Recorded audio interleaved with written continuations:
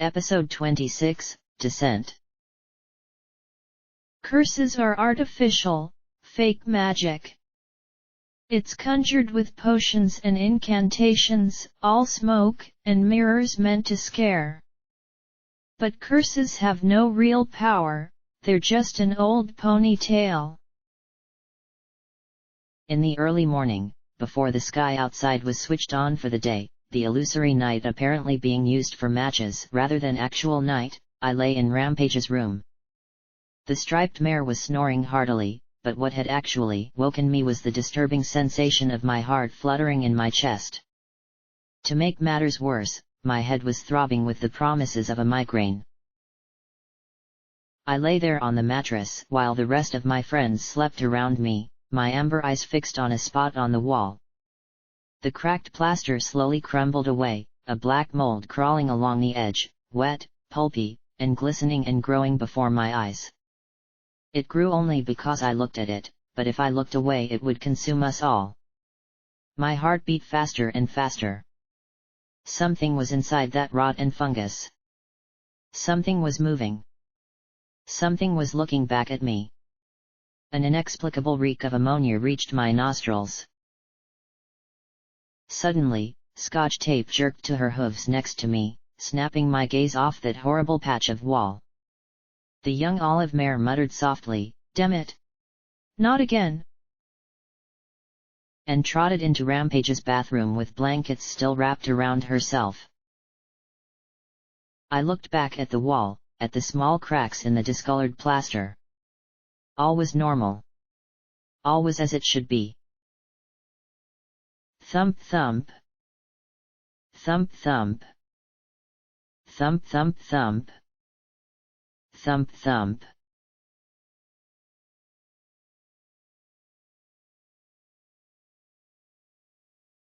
You know, it would have been nice if Big Daddy could have thrown me a bone and let us cross the Zenith Bridge, I muttered as I spread the map of Hoofington in the back of the Wasteland Survival Guide out against the row of bleacher seats in front of me. Earlier in the morning, I had gone to see the Reaper's medic and swapped our salvage for some more little purple potions. Dr. Contusion, who, in her pony hide armor covered in cutie marks with a disturbing medical motif, looked if anything more unnerving than the other Reapers, had also confirmed my guess about the low level of enervation around the arena. After that, I had tried to get a new melee weapon, but, for all the bloody panoply of deadly implements I had been shown, I hadn't seen any that really appealed to me. I just didn't have the horn for giant hammers or swords made from wagon fenders, and I felt wary about using rippers and chainsaws. I wouldn't grow back my head if I accidentally sliced it off. Even if he did, P21 said, the Steel Rangers aren't letting any pony cross. And, according to DJ Pon 3's latest report, he continued, pointing at the other crossing north of the Forks, toll's been closed since the fighting started. Unless you have another seahorse around here, I don't see how we're going to get to the far side. Can't she just fly over, blink back, and teleport us all across? Scotch Tape asked, pointing at Lakunai. The Alicorn sighed. Do you have any idea how much energy it takes to teleport a pony such a distance? The young mare gave her a dry look, and the purple Alicorn huffed softly. The energy needed is the product of the square of the amount of mass to be transported, the square of the distance to be covered, fire flashes constant, and the inverse of the amount of radiation I've absorbed. I just stared at her for a minute, then said softly, Lakunai, pretend for a minute that I don't know anything about alicorns, mathematics, teleportation, or arcane science. Can you teleport us all across the river? I could, but only one at a time. That would take all day, and I would be exhausted after each. That would leave us woefully exposed. You teleported the Bucks to safety in '99, Scotch Tape pointed out, and the guns. That was a distance of no more than 50 feet, and afterwards I was so exhausted I could do no magic for almost 2 whole days. I looked around, glad to see that no pony was asking why a goddess would have such limitations. To teleport across the river, I would need to find a significant landmark and memorize it in detail. It is unlikely that I'd find one near the water on the far side. Could you just fly us across? I asked hopefully. Perhaps. But some of you are heavy, and it is almost certain that the Steel Rangers would try to shoot us down. Alone, I could handle that, but if I have to focus on carrying some pony else at the same time... That didn't sound like a risk we wanted to take. So, we can't cross on a bridge. Can't fly over and probably can't swim across. Can't teleport all of us without taking a really long time. I sighed and rubbed my chin. Couldn't go over. Couldn't go across. Couldn't cheat with alicorny magics. That left. Can we go under the river? Under? Are you crazy? Rampage said as she jumped to her hooves. I smiled softly at her, crossed my forehooves calmly in front of me, and arched a brow in a perfect expression of reasonability. Rampage groaned, pressing her face to her forehooves. Of course you are. P21 muttered, Welcome to my world. I smiled at him and felt warmth when he smiled back. What's wrong with under? Glory asked with a small gulp of nervousness. The tunnels of Hoofington, Scotch Tape read aloud from the guide as she lay on her belly on an old cushion, her rear legs waving idly in the air, are particularly deadly. Today they are the home to desperate raiders, feral ghouls, and packs of savage beasts called cyber dogs. Perhaps even more dangerous are the automated defense systems, including magical ward screens and patrolling robots, and pockets of intense radiation and enervation. Extreme care should be employed, and visits should be brief. Over 1,000 miles of tunnels, subways, and other pieces of underground infrastructure were constructed in Hoofington, and much of it remains intact and unflooded thanks to still active pumps and ventilation systems. Care should be taken to stick to sewage maintenance tunnels and blue line subway tunnels. Enter into green industrial tunnels only in dire circumstances. Red tunnels should be avoided at all costs. These security tunnels were restricted during the war and contain potent defensive systems. Remember, red and you're dead. Ooh, pictures. She lifted the book up in her mouth, showing us a robotic sand dog-esque monster that appeared more machine than meat. I sure hoped that that was artistic license and not an accurate depiction. More than 1,000 miles. Glory gasped. Where did they put them all? The core is only 5 miles across at the most. How in Equestria did they dig out that much that fast? But I remembered Big Macintosh's memory of the city during Reconstruction. Tunnels on top of tunnels on top of tunnels, I said as I rose to my hooves and started pacing. They dug tunnels to bring building materials under the river. And they buried all the power lines and the like after zebras started attacking with dragons. It was safer. They probably connected all the bases to the city by tunnels too. Hoofington was a fortress, but it was more than just the core. The core was like a great big fat bullseye, a challenge to the zebras. But, in reality, the entire valley was a fortress, a death trap for the zebras to attack over and over again. Here is our technology. Here is the city you tried to raise. Come and get us. I had to wonder how many thousands of zebras had died besieging and assaulting the city. Tens of thousands? Hundreds? Millions? I had seen the bones in No Pony's Land. That was just one small hill along the western edge of the city. How many were in the Badlands south of Flank? Or east, toward the zebra lands? The zebras had come to Hoofington over and over again to die. The city wasn't a fortress. It was a killing machine. So, is there a tunnel from here to the east side of the river? P21 asked as he looked over the filly's shoulder at the guide. We all looked at Rampage, who gave a shrug. Suddenly, I smiled. We might not know, but we know somebody who does.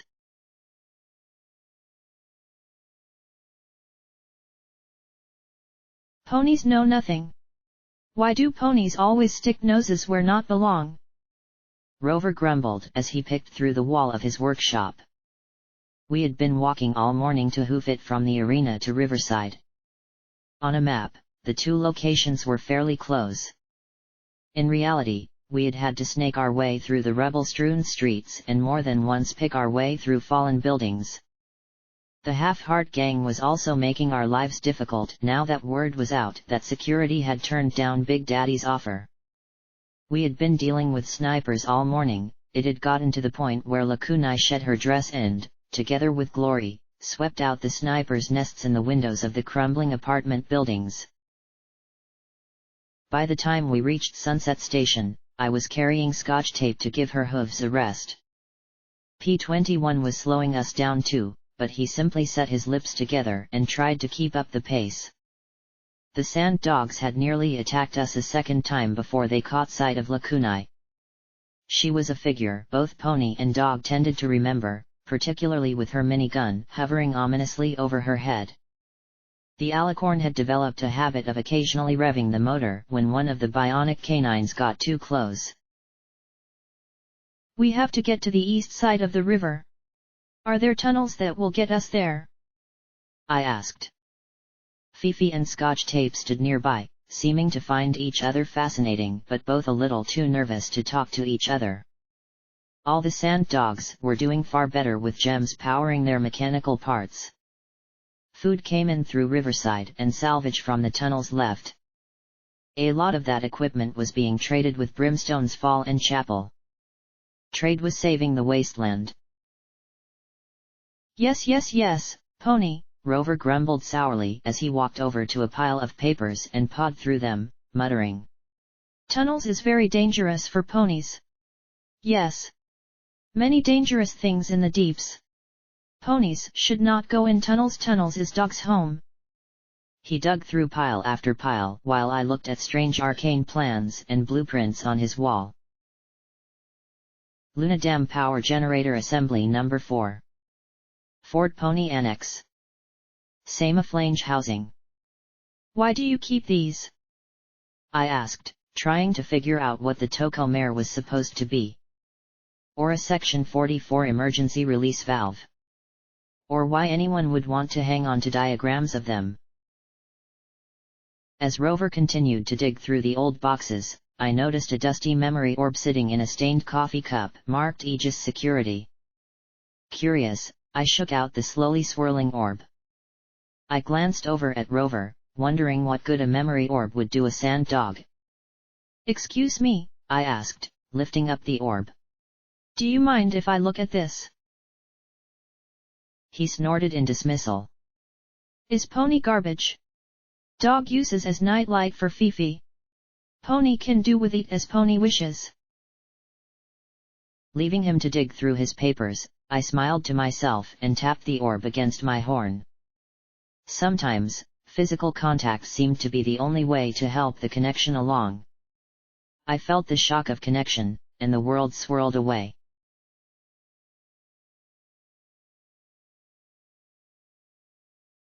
Okay, not liking this memory. Correction, not liking this body. Something was very wrong here. My legs ached, my back was sore, my hips felt all tottery, and my vision was a mess of blurs. But, despite all that, I could smell the most amazing collection of scents. I wasn't exactly sure what they all were, but I could smell them. I could also hear voices talking quite clearly. With a groan, my host rose and trotted. Well, walked, at least, down a cloudy hall. Glad that you're all right, Applejack. An accident like that. It's terrifying that something like that can strike right out of the blue. A buck said in conciliatory tones. The smell of mare, apples, bed linen, and buck filled my nose. Well, we're not completely convinced that it was an accident, horse. Apples knacks low, serious voice perked my curiosity. Elevators don't generally fall on their own. I hadn't thought of that. I hope that the Ministry of Morale is taking a hard look at that possibility. Horse said in concerned tones. Well, in light of that, maybe. He trailed off, and silence fell for a moment. What is it, Horse? I can tell you got some idea stuck in your noggin. Applejack said tiredly. My host rose up, and I smelled her scent of mare, a bed occupied for far too long, and healing bandages. Something reached out to rub my host's ears. Wait. What kind of ears were those? They felt furry. There's been a lot of concern about high-profile ponies being at risk from zebra assassins. We've been exploring some possibilities. Running a few experiments. We've found ways to place an organic brain inside a mechanical robotic body.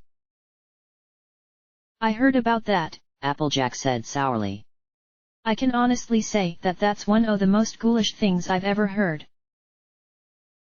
Unconventional, perhaps, Horse admitted, sounding like he wasn't too happy with the practice either. We only use convicted ponies from Hightower, and only after removing most of their memories and personality. The brain, preserved in gel, just acts as a processor. Cut to the chase, Horse. What does all this have to do with Applejack? Apple Snack demanded. Horse cleared his throat and said delicately, well, you see. We've also been developing a canine model. In fact, it's almost ready for production, given that there's far more canine brain samples available. We're just looking for a subject for our production prototype. An awkward silence ensued. Finally, Applejack muttered, Horse. If I could get out of this bed, I'd buck your head clean off your shoulders. I know what you're thinking. Applejack swore and groaned. My host whined, licking her leg and tasting lotion. Well, I'm not under doctor's orders to stay in bed. Apple Snack growled. Horse spoke quickly. Please, listen to me. I know you love her, but face facts. Winona is old. She's an exceptional dog, intelligent, loyal, and well-trained. Better than a lot of ponies, honestly. And, he continued in a calmer tone, as you said, you think some pony is trying to kill you. And I agree. Let me give Winona a fresh new body. Onyx and Glass are both sure they can preserve both her mind and her personality. And she'll be able to keep your foals and grand foals just as safe as you. Yeah, as if that'll happen anytime soon, Applejack said in a slightly sharp mutter. Apple Snack coughed awkwardly. The mare stroked my host's ears and rubbed between her aching shoulders. Despite her words, I could tell from her tone that she was pensive. Just consider my offer. We'll be moving on to the security and combat prototypes one way or another. I just wanted to give you a chance. I know Winona would want to keep you safe. There was another moment of silence. Well, I hope you feel better soon. Yeah. You too, Mr. Horse. Applejack muttered in worry. Her ears swiveled as Horse trotted away. A moment later, the door closed. My host gave a worried whine in the back of her throat and nudged Applejack's hoof with her muzzle. I can't believe he'd propose something like that while you're still recovering, Apple Snack muttered darkly. I didn't stop being the ministry mayor just because I fell down an elevator shaft, Applejack replied. He means well. Horse is the only one of the lot of them that didn't look like he was glad I'm laid up. Heck, even Brayburn seemed glad I'd be out for a while. There was a sigh. Can you help Winnie up? Apple Snack, smelling faintly of sweat and musk and anger, trotted behind Winona and boosted her onto the bed. My canine host gave a happy bark and wiggled up next to the orange mare. Applejack sighed softly, running her hoof through my host's fur. You're a good girl, Winona. Yes you are. You've always been my good little helper. There was silence as Applejack just stroked my old body. What do you think? She finally asked. I don't know. I usually leave all this technology stuff to you, Applejack. The buck said softly. I just know that, if we're right, I don't want you at risk again. And Horse was right. She is getting old. Applejack gave a soft sigh and sniff. Tain't fair. Angel Bunny don't seem any older at all. Yeah, but who knows what chemicals and potions that little monster's taken. Don't let Fluttershy hear you say that, Applejack said with another sniff. You're a good girl, Winnie. A good girl, ya hear?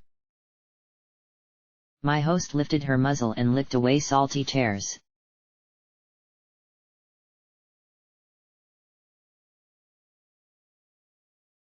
Sand dogs dig.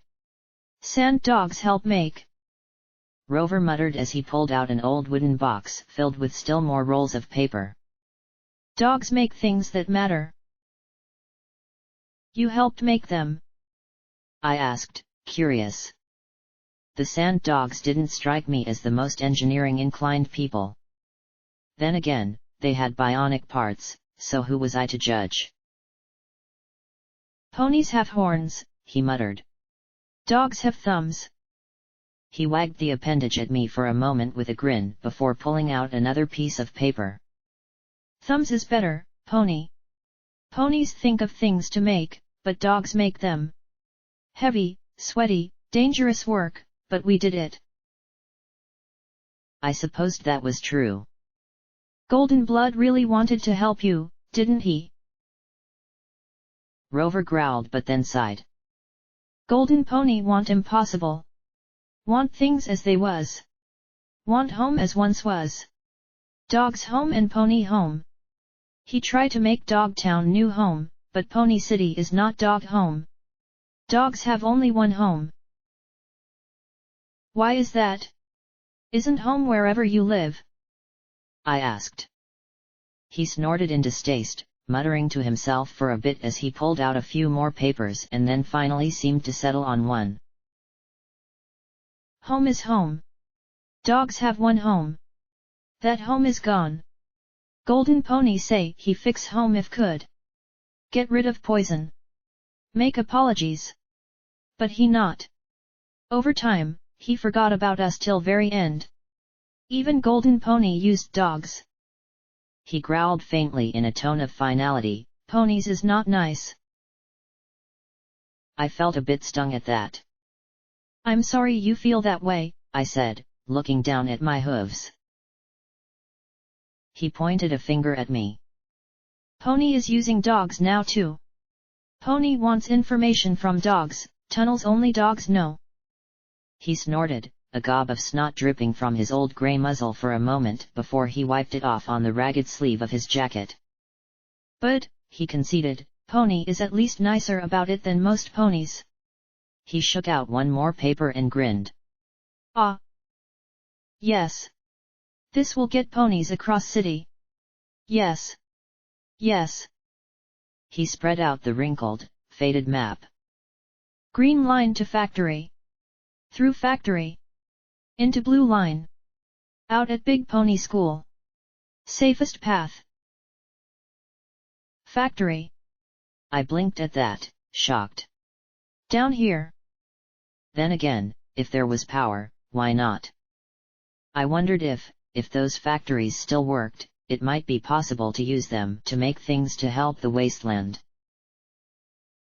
Rover nodded absently as he traced a claw along a route on a paper and tapped a square.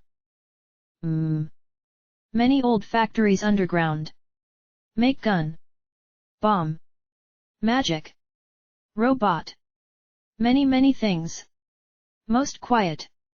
Some broken. He marked the route in chalk and then folded the paper up. Do not stay long. Radiation and enervation is strong down below, Pony. Thanks, Rover, I said as I slipped the map into my saddlebags. He looked particularly grouchy about helping me. If I may ask, do you know what happened in Riverside? DJ Pong 3 said the village disappeared and then reappeared. Harumph. Day after pony come, dogs go to village with scrap and salvage. Village not trust dogs, dogs not trust ponies. Almost shoot. Then flying monsters come. Half cat, half bat, half scorpion. Dogs dig tunnels and ponies follow. He twisted his lips as he crossed his arms, waving a warning finger at me. Fifi ask we save them, so pony not thank dog for it. He grumbled, refusing to meet my smile. That was a more literal example of trade saving the wasteland than I had expected, but it was no less welcome for that. Well, I'll have to thank her, then, I replied. I owe you, Rover. I hope that someday I can find a way to get you back to your home. All it would take was finding 6 ponies that could be friends. How hard could that be? He gave a soft sigh as he waved me away. As I left, I heard Rover mutter softly to himself, just like Golden Pony.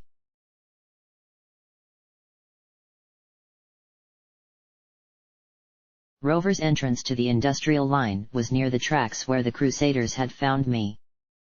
Since I didn't relish the thought of crawling through more of Riverside's ruins getting shot at, we were talking an alternative route under the town. This way, we'd hopefully avoid the half-heart gang's hit-and-run pot shots. Water dripped, trickled, and splashed through countless cracks in the walls and ceiling of the train tunnel. Rusted train cars hunkered on their decaying rails, the bones of countless ponies within. In more than a few places, blackened and wet skeletons half hung through warped window frames, terrifying testaments of the occupants' last moments. Scotch tape hung close to me, shying away from the remains. More lay along the sides of the tunnels, and when a bone snapped under hoof, the filly jumped nervously. I was more concerned about the steady, low clicking on my pip-buck. What happened to them all? Scotch tape asked as she peeked at bones frozen in postures that made it look like they were still trying to pry open doors of the train car. When the balefire bombs exploded, one of them must have breached the train tunnel. The tunnel acted like a chimney, carrying the flames along and burning up everything in its path. Afterwards, I think ponies tried to take shelter in here. And the radiation finished them off. Glory said solemnly. The enervation kept the remains from rotting further. Have I mentioned today how much I love this place? P21 said as he clambered over some collapsed ceiling. Could be worse, Rampage said with a chuckle. I know it could be worse. I expect it to get worse. P21 said as he looked ahead at the striped pony. In fact, things are so pleasant right now that it's starting to make me feel paranoid. The seepage splashed around our hooves as we picked our way along the rusted tracks. To be honest, I was getting a little paranoid as well. We had been moving along the tracks for nearly half an hour, and there was no way to keep half a dozen ponies quiet. We should have been drawing all kinds of trouble, but my EFS remained clear. We reached the end of the Luna line at Museum Station and picked our way up the muddy concrete stairs. This was a cold and heavy rain with fat drops that slammed into us with almost painful impacts. Standing at the subway entrance across from the museum, I looked down at my friends. Every pony was cold and wet. Let's get out of the rain for an hour. The loading dock door is open. The last time I was here, I was a bit too drunk to remember exactly how trashed we had left the building. After 2 battles, mine and whatever had happened 2 centuries ago, the museum was definitely looking a bit worse for wear. Some pony had gone through and tossed the place for anything of value. Maybe it had been the survivors from the ponies who had attacked me. I supposed that was payment enough for what I had done to them. The lights were even more shot than I had remembered.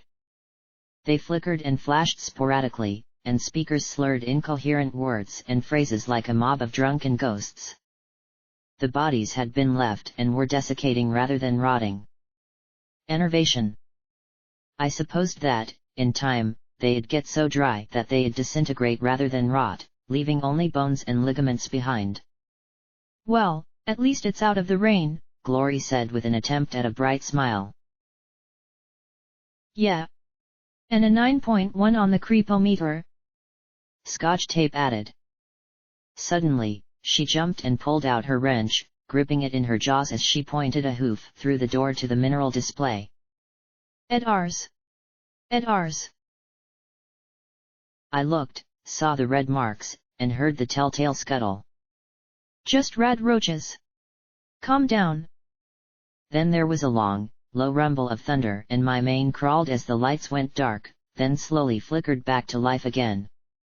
The building didn't seem to know which ambient music to play, and so two melodies slurred together. Every pony stay close. Just in case. Some pony had absconded with not just the dragon skeleton's remaining claws but with its fangs as well. Well, that's not fair, I muttered. That's right. Only Blackjack has a right to cool and deadly weapons in the wasteland. Celestia forbids some pony else take them for their own survival. P21 said sarcastically as I poked through the bones for even so much as a pinky toe claw. Really? How did she get that right? Glory asked politely as she looked at the bones. She caught our shocked looks, and her ears folded back a little. I mean, it's quite convenient for her. I smiled, then blinked. Well, there might just be a cool and deadly weapon here for me after all, I said as I wrapped my tail around P21's neck and tugged him after me. This way, snarky MC Snarkerson. I let him go and trotted to the sword case I had been forced to leave earlier. So, Master Lockpicker? Ready for a challenge?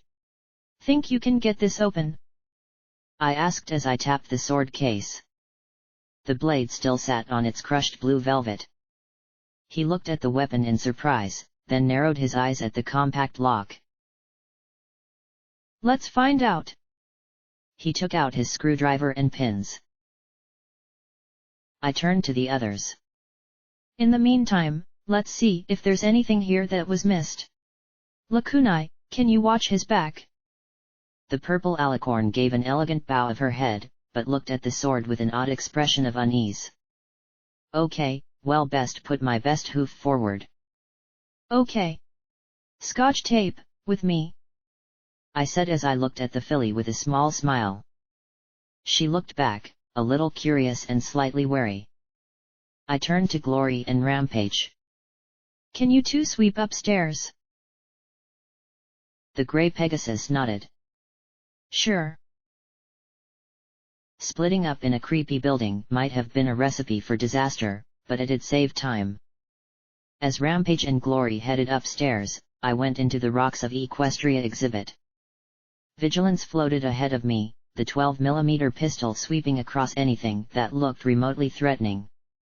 Long clear cases stretched in neat rows up and down the long room.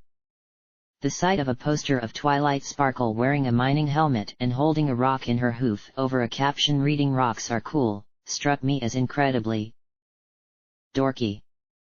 Okay, she created Gardens of Equestria, but there was no doubt that she was an egghead through and through. Most of the cases had been ignored. The mineral samples within were just rocks, and one thing the wasteland had plenty of was rocks. The only display that had been touched was a large display of magic gems that glittered in their armored case. I could tell it was armored because it looked like some pony had tried using dynamite to blast it open and still the case was quite intact. I couldn't even smell the charopter. So, how are you doing? I asked errantly as I used a magic bullet to turn a skittering rad roach to goo. The filly jumped. I wasn't sure if it was from the shot or the question. She spat her 9mm automatic into a leg pocket that served as a holster. I'm fine, she said with a hard look around her. Just don't like this place. It's a lot different from the stable, isn't it? I frowned too as I looked at the room with its flickering lights.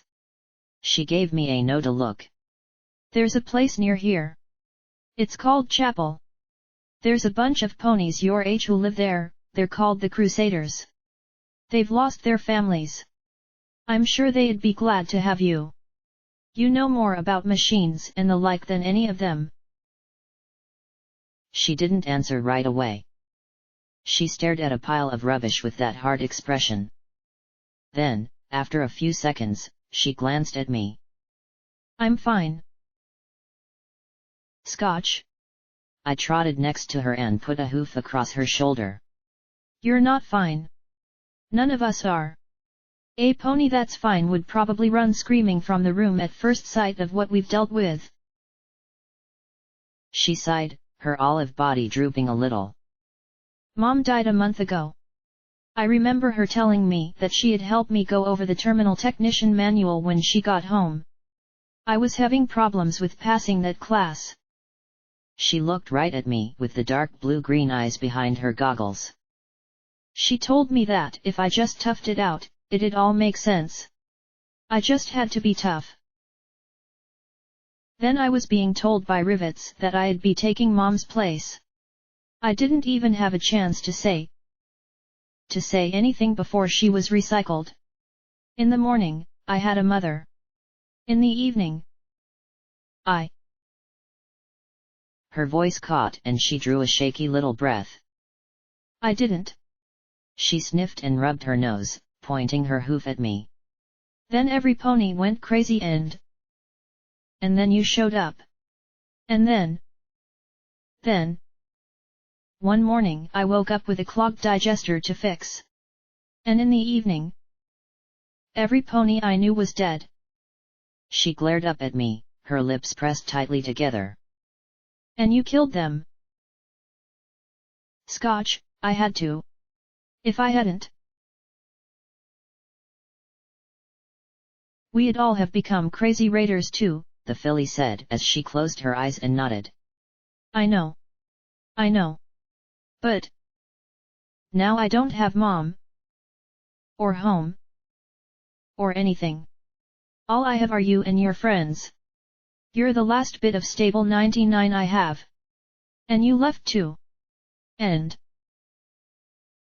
her voice trembled again as she clenched her teeth together. And I don't want to lose any pony else. I'm going to be tough. She pressed her face to my chest and she gave a soft little sob. I'm not crying, she said softly amid the tears. I know, Scotch, I said softly as I put a hoof across her shoulders, sitting with her. I'm sorry. We were all broken. We were all hurting. All of us were playing this game for stakes we didn't understand. Was this YP21, Glory, Rampage, Lacunae, and Scotch followed me? Because I pointed in a direction, and any direction, even hell itself, was better than sitting around and slowly falling apart? Big Daddy had once tried to save Hoofington. Golden Blood had wanted to save Equestria. This was what I was trying to save, just 5 ponies. I looked across the room at the rows and rows of rocks. Had there really been a time when they mattered more than ending a pointless war? Why was that display broken open? As I stared across the room, I spotted the only display that had been successfully breached. The explosion hadn't just destroyed the armored glass, it had blasted out a chunk of the wall. That had taken a lot more than just dynamite. Scotch Tape seemed to sense my attention was elsewhere, and she lifted her goggles, wiped her eyes, and looked at the blasted display as well. What's wrong? I don't know, I said softly, but my heart was thudding and my mane felt like it was trying to stand on end. Keep your gun out. I whispered as I walked slowly towards the case. Debris and mud fanned out in front of the display. Broken stars crunched under hoof as I looked at the plaque, which had broken off. I levitated the brass plaque, turning the heavy plate over. Rocks from the sky.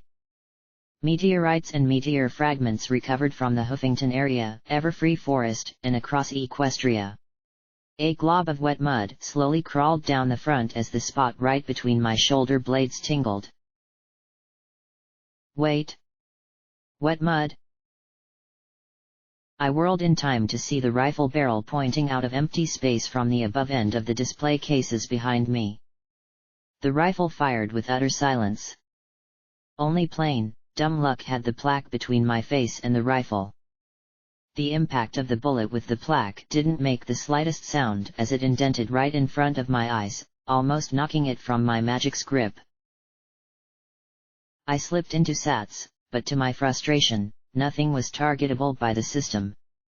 Even the gun was shrouded enough to lower my hit chance to 0. I dropped out of the spell and fired at the faint blur around the barrel as I sprinted towards the shooter. His bullets smashed silently against the plaque, the tiles around me, and my combat barding as I fired back. My gun, to my horror, was just as silent. In fact, I opened my mouth to scream, but nothing came out. Scotch Tape was equally silent as she fired wildly behind me, as evidenced by one shot zinging my rump. Fortunately, the low-caliber weapon didn't penetrate. The shimmer leapt into the air and disappeared. I had only a second to guess, and vigilance was dry. Sense and reason said to reload and wait for whatever spell was on me to expire. Be awesome, suggested a little blue Pegasus in my mind. Screw sense and reason. I leapt and slid on my side under the display cases and finished reloading vigilance as I emerged on the far side. From thin air that barrel appeared, but now it had to swing down towards me. Vigilance came up as the shooter's motion opened the cloak enough to see their face. Lancer's face. His rifle pointed at my horn as he stood on his back legs in that freaky zebra stance. My glowing pistol illuminated the calm, certain expression on his face. 11 zebras, you striped bastard. It felt like we had hit SATS as we pointed our guns at each other. That moment stretched on as our eyes locked together, our gazes warring as if trying to break the other through sheer will before firing. Scotch Tape was under no such spell. The filly had all the marksmanship of me on moonshine while blindfolded, but the rounds striking the cloak made that barrel twitch ever so slightly off my face. My horn flared, knocking back the bolt of his weapon and ejecting the round. As fast as lightning, he caught the bullet in his teeth and spit it back into the rifle breech. His hoof slammed the bolt home as the rifle moved back towards my face. He was fast. Damned fast. Fast as when he had shot us at Brimstone's Fall. This time, I was 20% faster. I leapt at him as the silent rifle flashed right by my ear. If it hadn't been magically silenced, I'd likely have been permanently deafened in that ear. As it was, the heat of the shot burned my cheek as I tackled him like a hoofball player. He flipped and twisted in my grip like an eel, and as we landed in a heap on the floor between the cases he jerked out of my grip. Refusing to let him get away, my mouth seized the invisible fabric of his cloak and locked down. Vigilance came around, the pistol flashing in eerie silence as I fired right in front of my face. Then the cloak shredded as he jumped free once more. The blue gemstone brooch holding the cloak crackled and died. The tattered remains hung around his striped form as he slung the rifle around his shoulders and jumped back from me, tail coiling around the trigger. Suddenly, sound returned in a rush of Scotch Tape shrieking, Rampage bellowing, Glory zapping, Lacuni's minigun purring, and P-21 yelling, "Blackjack, you idiot! Where are you?" "In here!" I yelled as I kept Lancer moving for the door out into the atrium. "Blackjack!" Scotch Tape yelled as he disappeared around the corner. She pointed at some blocks of grey explosive I had seen stacked in a party cake in a memory. More ominous, though, was an egg-shaped, pulsating, multicolored glowing something strapped to the pile. I didn't know what it did, but I assumed it was probably really, really bad. Can you disarm it? I asked. She gave me a look that put my question on par with can you levitate it with your earth pony powers? Right. Let's get out of here, I shouted as we raced into the atrium in absolute chaos. Predator! Snarled one mare at Rampage as she launched a flying hoof hick that actually dented Rampage's heavy steel barding. Spurious! The red-striped pony yelled back, and atop the information counter the two engaged in the most graceful and terrifying display of hoof-to-hoof combat I had ever seen. If it hadn't been so obvious that they were trying to crush each other under hoof, I'd have thought they were dancing. The scariest damn bit of dancing I had ever seen. Unfortunately, I didn't have time to enjoy the sight, as a zebra overhead using the balcony for cover opened fire on scotch tape and me while her comrade kept sniping at the weaving and beaming glory. I shielded Scotch as we raced across to where P-21 was loading another grenade into Persuasion. We need to get out of here. There's a bomb in there, I said as I pointed back at the rocks exhibit. His eyes went round before he fired the grenade towards the two on the second floor. To my shock and amazement, one of the zebras shot the projectile as it dropped towards their cover, making it detonate uncomfortably close to Glory. That was just not fair. Unfortunately, all of us getting out the one exit would be particularly difficult given that Lakunai was blocking it with her spell shield and minigun. The two zebras pressing were so fast that, by the time the gun started firing, they were already out of the line of fire. She couldn't strafe without risk to us all, so was having to use her magic arrows to keep the zebra hoof fighters off her. If her magic was anything like mine, though, I doubted that she had an unlimited supply. Worse, her shield was protecting her from the snipers, but zebra hooves seemed quite capable of passing through it. Unfortunately, they don't seem keen on letting us out first, P-21 said dryly. Then he blinked and reached into his pouch, drawing out a weapon that made my heart quiver. The sword was a thing of beauty. Deadly art. As my magic lifted it, I immediately wanted to try it out on those zebra hoof-to-hoof specialists. Hell, I wanted to go back to the arena and give Psycho Shy a rematch. Blackjack, P-21 said as he looked at me in worry. Nothing. Just a sweet sword. I grinned.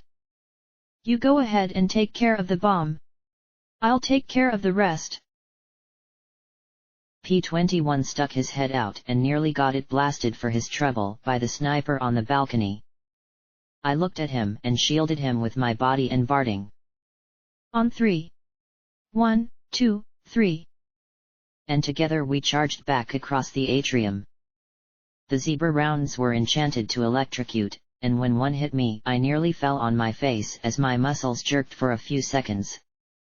We reached the stairs, and I used them for some cover while P-21 disappeared into the rocks of Equestria exhibit. I charged my way up the stairs, readying my sword. The balcony ran in an L, and all I had to do was get around the bend and I'd have a clear shot around their cover. Then everything went silent. I dropped to my face and saw a hole blown in the wall ahead of me. Without looking behind me, I rolled to the left. A second hole appeared. I rolled back to the right. A third hole appeared. I jumped to my hooves. A fourth hole appeared right against the second. Ah, yeah, a little blue pony crowed in my head as I looked over my shoulder with a grin at Lancer. The zebra stared at me as he hung out of a door behind me, left eyelid twitching a little in shock. Then I entered Sats and my horn unloaded a rapid-fire barrage of magic bullets right in his face. Unfortunately, he was one tough, quick zebra. His face and chest bleeding, he disappeared back around the corner. I charged after him, bellowing silently. It was the thought that counted, damn it. Then I froze in the doorway, sweeping the security office before me with my mutated gaze. There was a large terminal over a bank of monitors. I took 2 steps forward in that silence. There was a light on the floor right in front of me. A light on a small tin. I put a hoof on the disarm button and took another cautious step. Then he shot the mine. The fragmentation mine lifted me off my hooves and dropped me in a heap. My pip-buck gave me all kinds of warnings about how my chest was crippled. Really, given the staggering amount of pain I was in, I found the little crying pony icon rather redundant. I fell to my side and managed to sneak out a slightly enervated healing potion before I blacked out completely. I couldn't fall now. I had to press on. I had to find Lancer and cut his striped ass. Then he shoved me over onto my back and pushed the sniper rifle underneath my chin. Goddesses, zebras standing on their hind legs was a freaky sight. He had his hoof nudged against the trigger as he looked down at me in an expression of extreme frustration. Then he tapped a small bat-shaped talisman on the side of the gun. "How'd you manage to not set off the mine?" he asked softly. "I'm a light step," I muttered, trying to pull my focus together enough to cut his head off. He looked just a little impressed. "You must be part zebra." The impressed look vanished. "Did you remove the bones of the stars?" he asked softly as blood dripped down his face and chest. Sats was recharging, and even then, as fast as Sats was, he might blow my head off before the first shot and certainly before the second. And if my horn glowed to seize the sword, I needed an opening. "The rocks! You're here for rocks!" I groaned and pointed to one of the shuttered windows. "Go outside! Plenty of rocks! Enjoy!" He crushed the barrel against my throat, making my breath rasp. Okay, I had enough chest trauma at the moment that I was raspy already. "Where are they? Where are the bones of the stars?" I coughed, glancing at the door and getting another shove with his gun. "Why do you care?" Sakashi said. But the name had a galvanizing effect on the buck as his eyes bugged out and he spat out something forcefully in zebra. I didn't have a clue what he actually said, but I bet it was dirty. "She is dead. They must all be dead." "I bet that's what you told your boss, bastard." Suddenly, I had a bad feeling. "She is dead. She told me before she died that the stars are not all evil." She was correct. The stars have power for any pony who dares. He chuckled darkly, obviously relieved to hear of her passing. "Clearly, they work though you guided me to my target. And you are here now when we discovered that the bones once lay here." "I don't know what you're talking about," I said as I glared up at him. "We came here to get out of the rain. That's all." His eyes narrowed. "I don't believe in coincidences. Or loose ends." I saw the shadow and smirked. "Do you believe in glory?" An emerald beam struck Lancer in the chest. He fell back, and I pushed the barrel of his gun aside as it fired and blasted a hole 6 inches from my neck. Instantly, the world was reduced to a single ringing squeak as my left ear exploded in pain.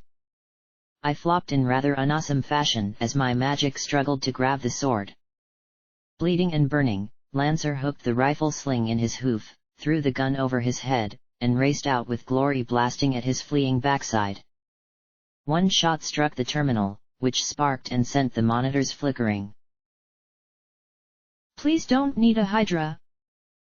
Please don't need a Hydra," Glory chanted as she rolled me onto my back and quickly pulled open my armored vest.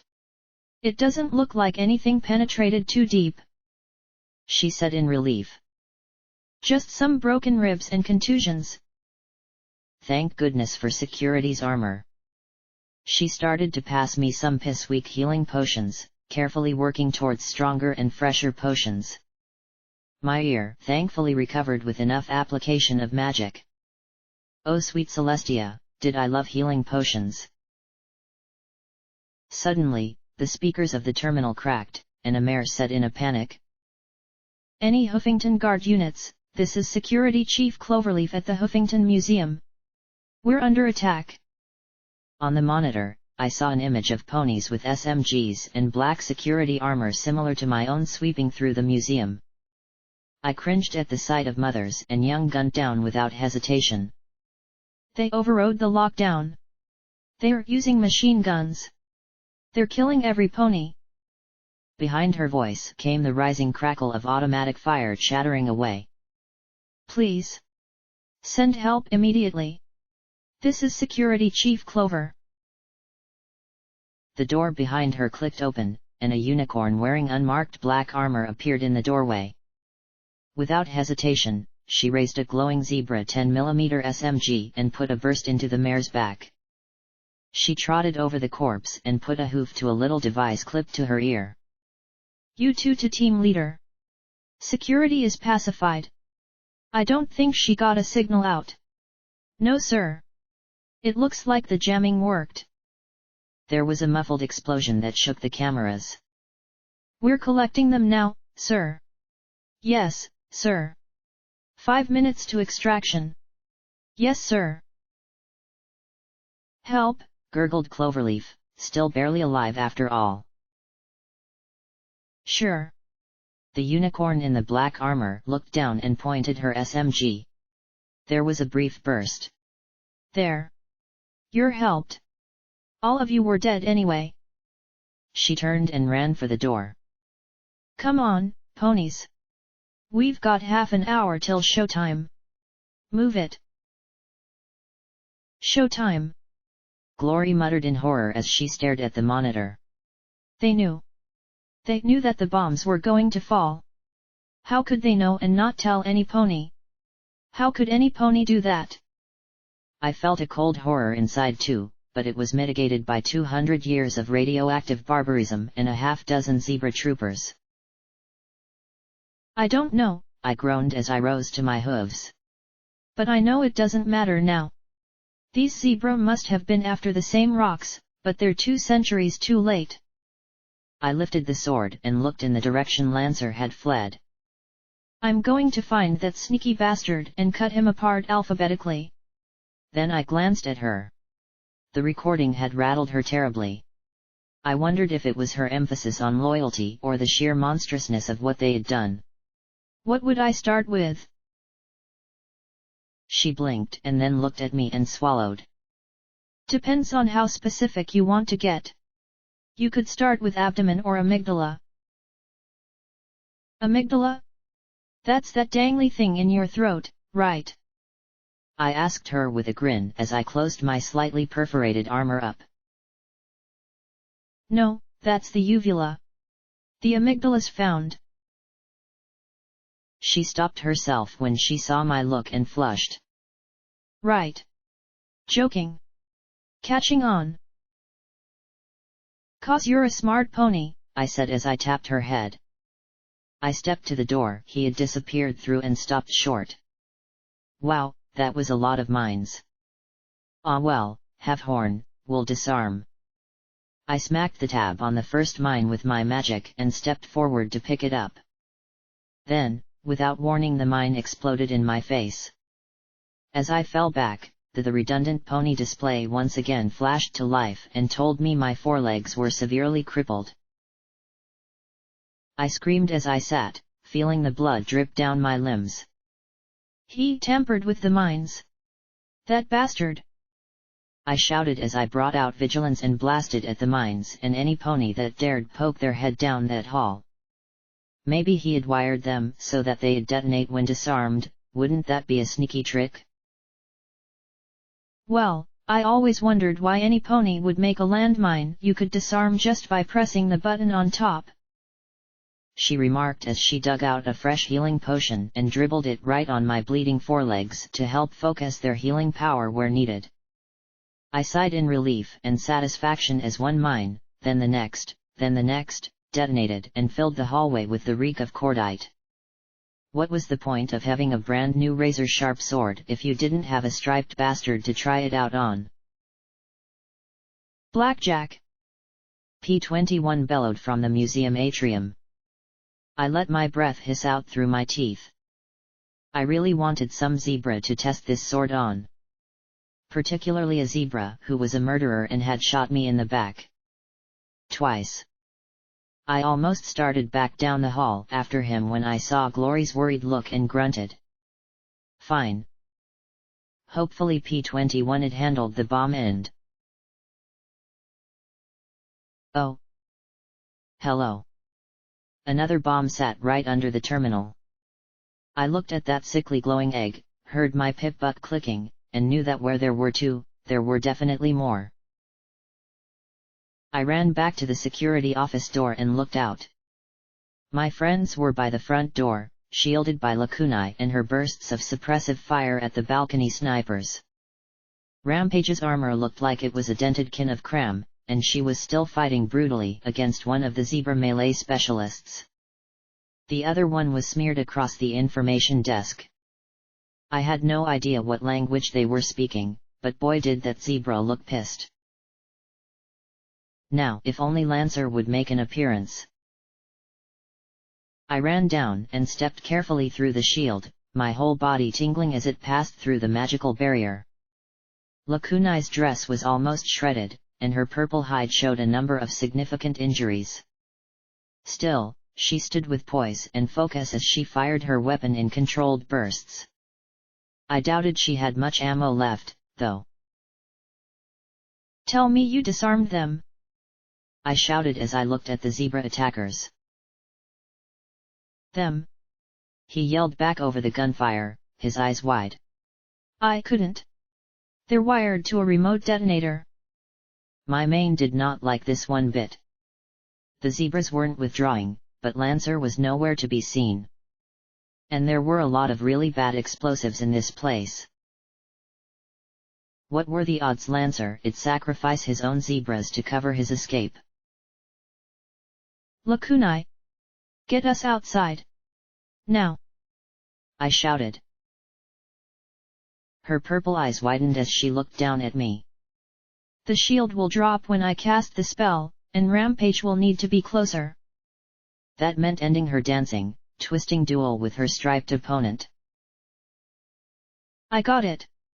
Glory. Scotch. P-21.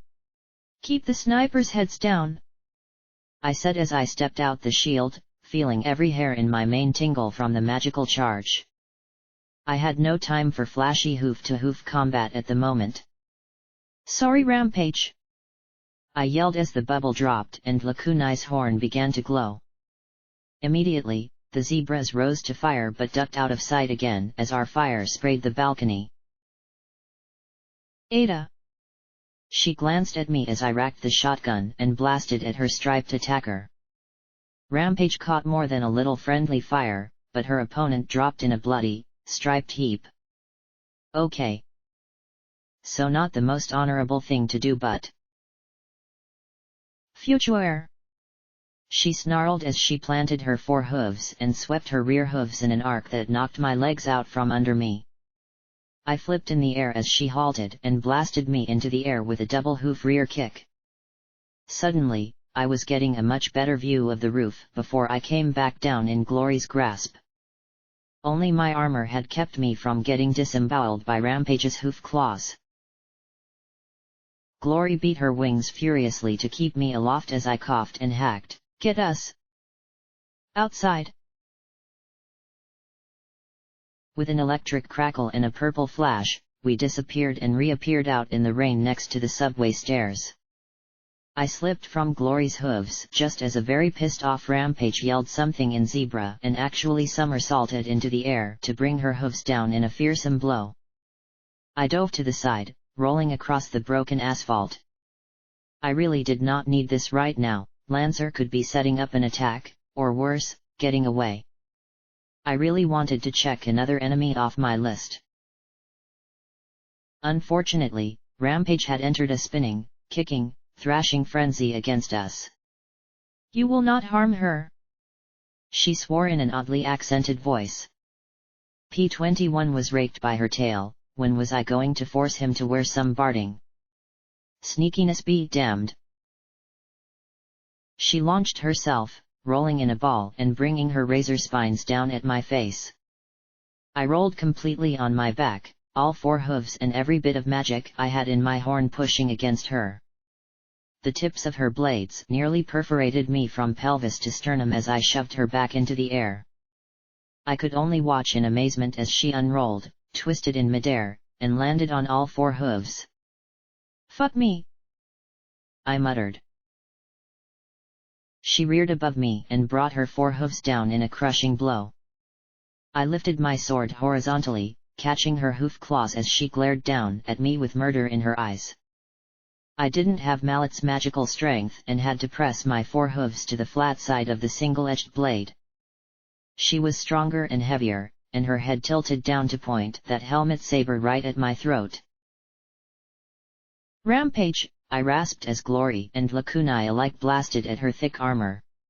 P21 and Scotch Tape watched helplessly as my legs slowly bent under her weight. Sorry about this, Ada.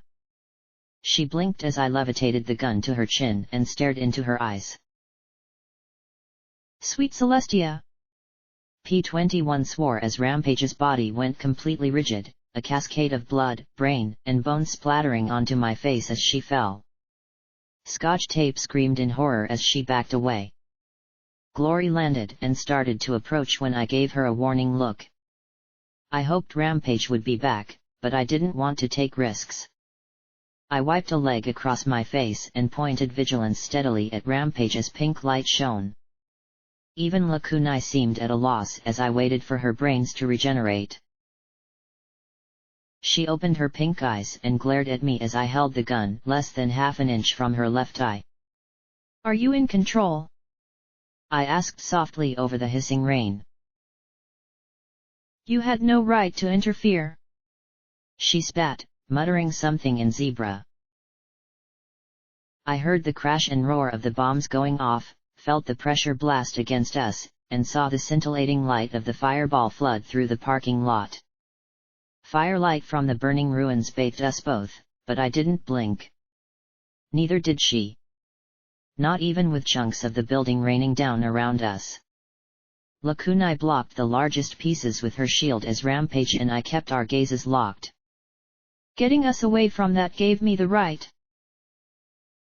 You think that, because I can heal, that I am eager to get shot?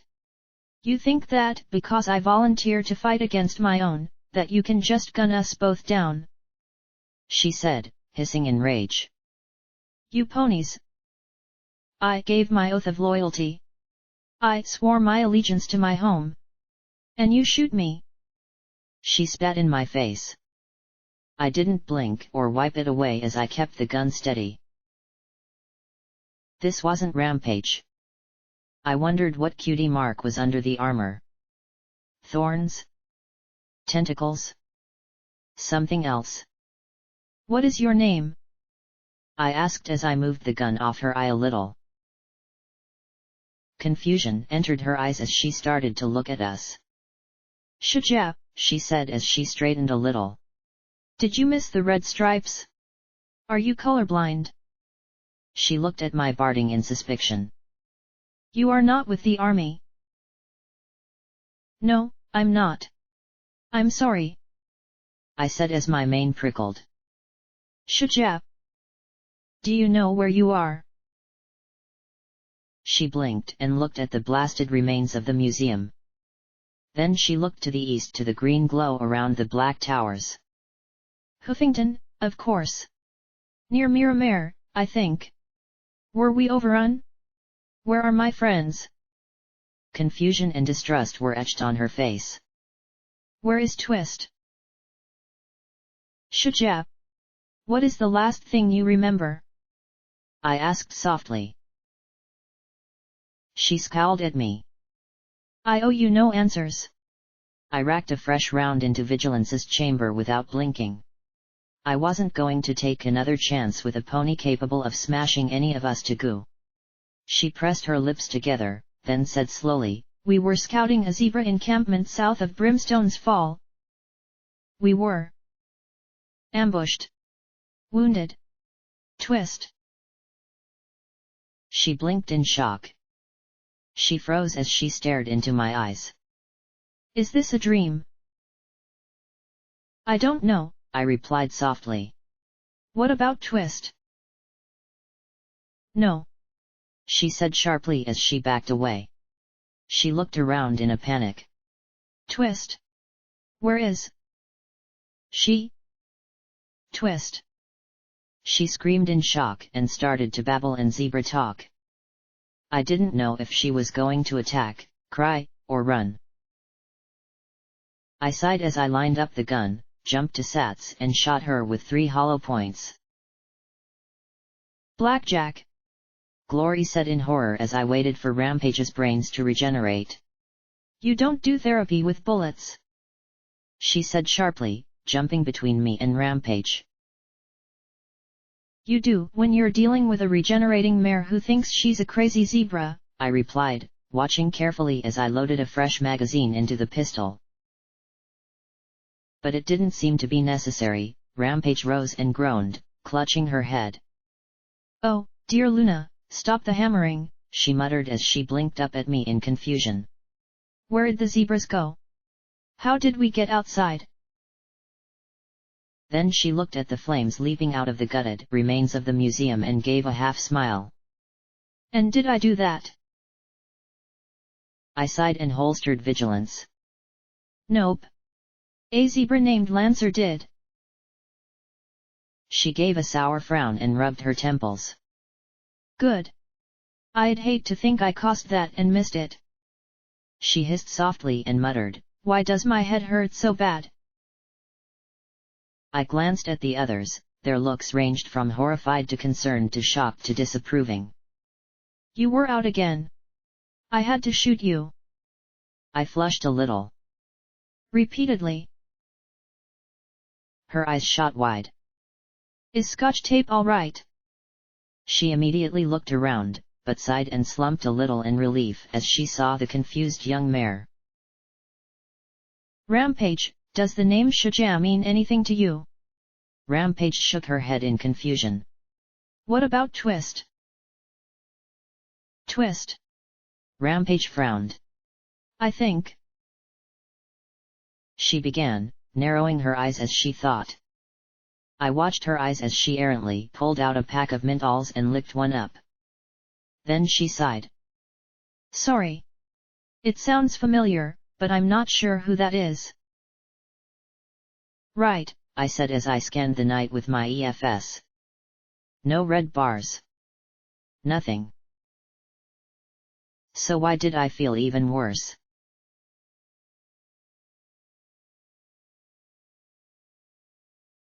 As much as I wanted to go straight to the Green Line, we had to take a little detour to chapel first. I was blasted and battered and we were all wet and tired and it was late afternoon. To be honest, I wanted to go to Star House and sleep in an actual bed. My mood was as lousy as the weather.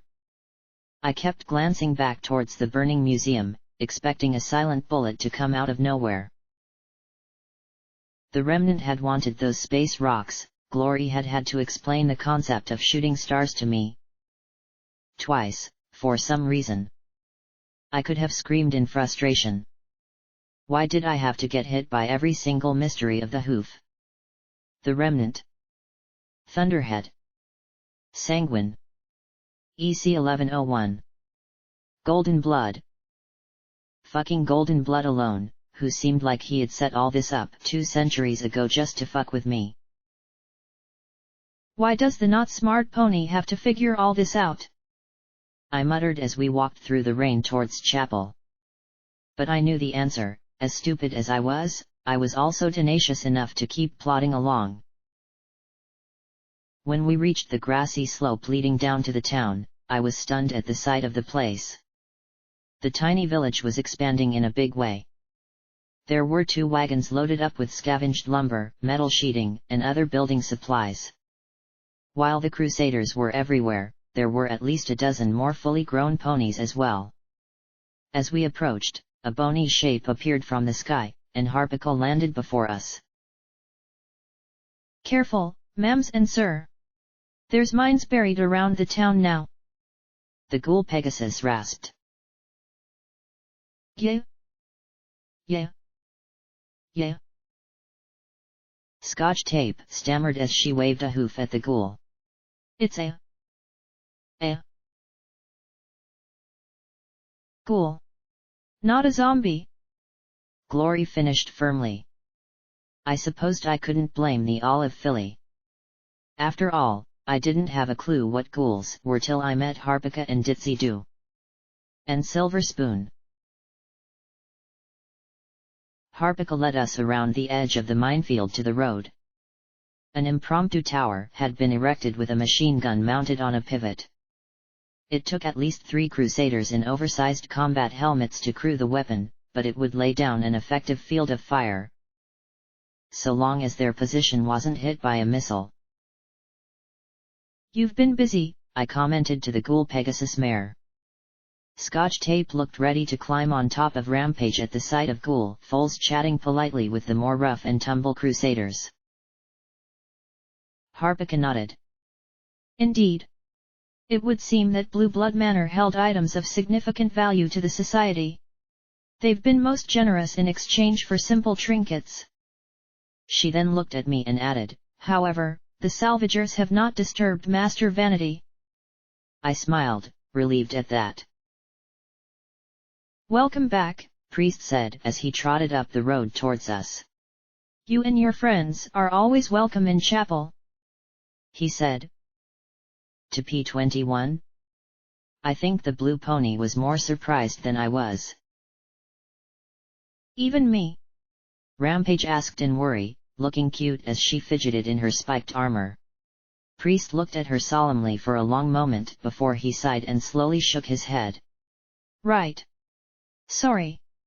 Should have known better. She dropped her eyes. I'll just go wait up at the Star House. I'll be there soon, Rampage, I promised. She just gave a sad half-smile before she trotted back the way she came. I turned to Priest.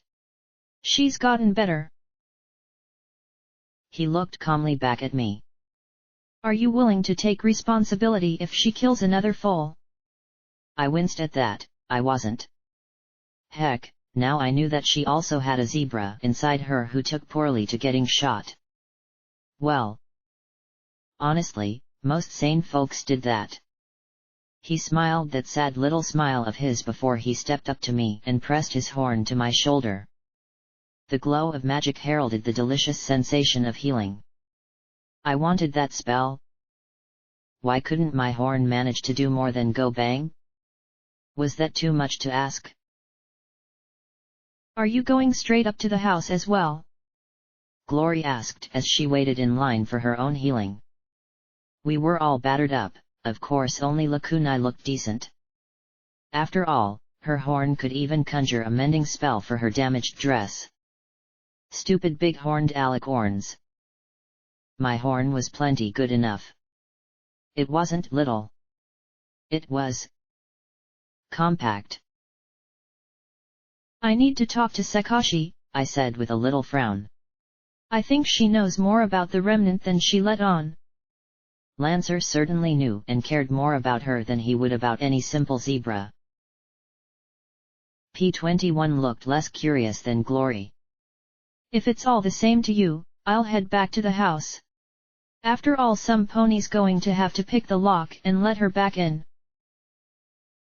Priest smiled at the small blue buck. Actually, I was hoping to talk to you after I was finished healing your friends. That definitely piqued our curiosity, but none more so than P21 himself. In fact, he looked almost wary of the black unicorn, but he nodded anyway. Well, then I'll see you later, P21, I said as Priest's healing spell saved us from using our freshest healing potions. Maybe Sakashi would have a fresh batch. I floated out the key to the cottage and passed it to Glory. Here, you can let every pony. Charge! Screamed a group of fillies and colts as they raced out of the post office and pony piled upon me. Crusaders collection agents! Shrieked Medley as she leaped upon my back, while Allegro and Adagio seized my forelegs. Sonata gave a much more reserved head bump against my flank. You owe charity for 6 spark batteries and a bottle of wild Pegasus. Cough 'em up! Medley declared as I wailed and collapsed beneath the four, thrusting my pip-buck into the air before I disappeared from sight.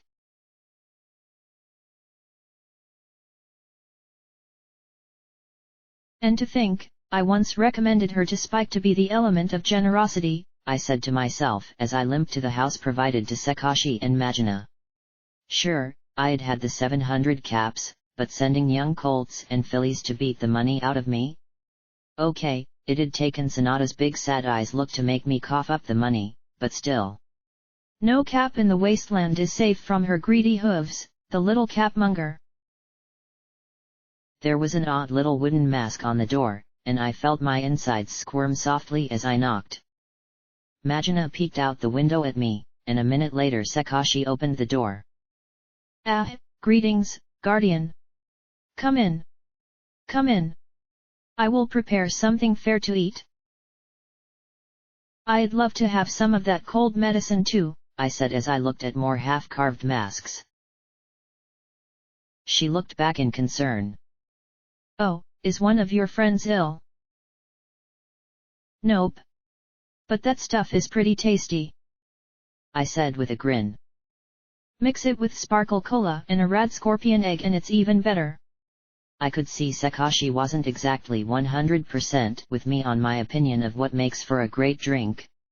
She moved into the kitchen and began preparing a tray. The deaf zebra handled the knives with skill a unicorn might envy as she chopped the greens for the salad. We sat at the table, and Majina tucked in with gusto. Where'd you get all this fresh food? The society ponies have been quite thrilled with our wares of late. One in particular was overjoyed at the dresses we collected and has compensated us well in food and wealth. The finders bring in all sorts of other delectable goods with the building materials. And trade saves the wasteland.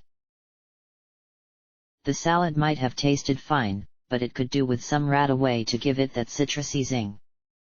I ran into an old friend of yours a few hours ago. Quiet buck. Likes to shoot helpless zebras. She touched a puckered scar on her shoulder. Ah. That one. Yeah. And? I said somewhat hesitantly. After chatting with him, I got to thinking that maybe you weren't being completely honest with me before. Her ears folded back as her eyes turned wary. A zebra like him wouldn't have spent all that time trying to kill 13 zebras just because their tribe mocked the remnant. They'd let the mine break them. Lancer was there to make certain you and the others died. I stretched out a hoof to touch hers. In fact, I think Lancer was there to kill you, specifically. She closed her eyes and sighed softly. You are correct. He was not there to kill the others.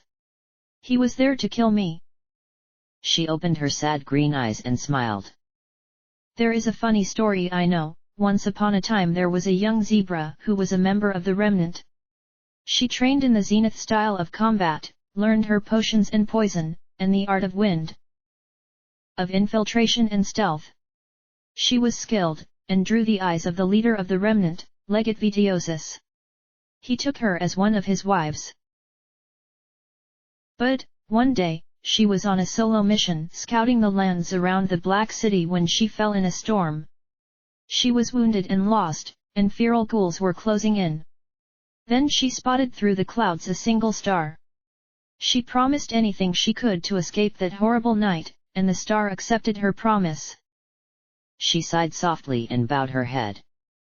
But it also exacted a horrible price, for in her heart doubt was seated. What happened? I asked when our eyes met again. She questioned the need and goals of the remnant. What was the purpose of fulfilling the wishes of a Kaiser 2 centuries past? Were the stars truly evil? She used her position to learn lore of the stars, a forbidden subject to all but to most trusted zebra. But, eventually, the zebra became foolish, and the legate learned of her studies. His rage was profound. She looked at the numerous scars on her hide. I knew now that not all of them had been received in the mine. She took the knowledge she had learned and with her child she fled her home. His rage redoubled, for a wife to flee her husband was the gravest insult. He ordered she not be allowed a moment's respite until she was captured. His hunters were skilled. Dreadfully so. But none more than his son, trained in the midnight style of combat. The son named for the slaying lance. So keenly, so quietly did he pursue that she found a group of zebras destined to toil in the earth and joined them to escape his bullets. Still, he found her, but in his haste he missed the shot that mattered most. Now dead in the eyes of the remnant, she sought sanctuary in the shadow of the most dreaded of cities. She gave a sad little smile. Have ever heard something so silly? Such a silly mare for wishing upon the stars. I rose and walked around the table to hug her. I knew she couldn't hear, but I whispered anyway, "She sounds pretty courageous to me."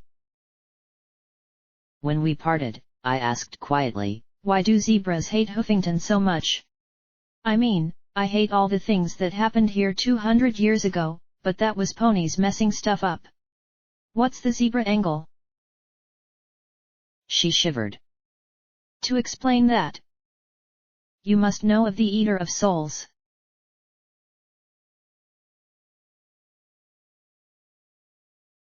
The stars are capricious, fickle, powerful, and mysterious. To some, their interference may be malevolent, but such malevolence is reflected only in our desires and wishes. Others see inspiration and feel the hoof of destiny in their patterns and movements. However, by and large, their actions and motivations are beyond our understanding and knowledge. The wise leave the business of the stars to the stars. The foolish call upon them. The damned demand of them. Such is the nature of such things.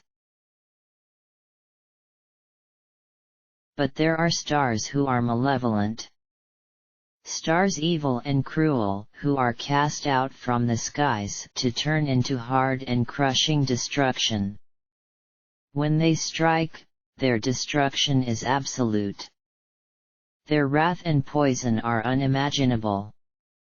Their hatred knows no limit and their cruelty possesses no bounds. Cast from on high, they fall with terrible wrath. Such stars are truly the monsters most zebras dread. Once a great zebra city spread out across this valley. Its towers rose to the heavens and its tunnels plunged into the earth. Its occupants were wise and its armies strong, its markets filled with fields of plenty and its fields green and flowing. Gold and silver and gems decorated all from the highest prince to the lowest slave. It was every bit as fine as the ancient zebra capital of Rome. But for all its greatness, pride gnawed at its belly. In its desire to surpass all others, the city turned to folly and wickedness. Hearts hardened, minds closed, and its wealth was squandered. Its scholars and sages whispered their vile and poisonous worship to the skies and tainted the heart of a star. And so they attempted a terrible ritual. 10,000 zebra magi carved the talismans of the city into a glyph stretching for miles in all directions. Rare, potent, and dark reagents were prepared. And in unison, they cast a spell that united their powers, magnified it, and magnified it again. And they called down a star, the eater of souls. Perhaps they meant to capture it for their own. Perhaps they erred and meant for it to fall upon glorious Rome instead. Perhaps they knew not what their great spell would do, only knowing it would be wondrous and terrible. Regardless, the star fell. It shattered the great city, blackened its foul towers and ancient libraries. Its fires scorched the fertile fields and turned them to ash. The city's great wealth was buried, its knowledge lost. And so was the dread city lost for all time.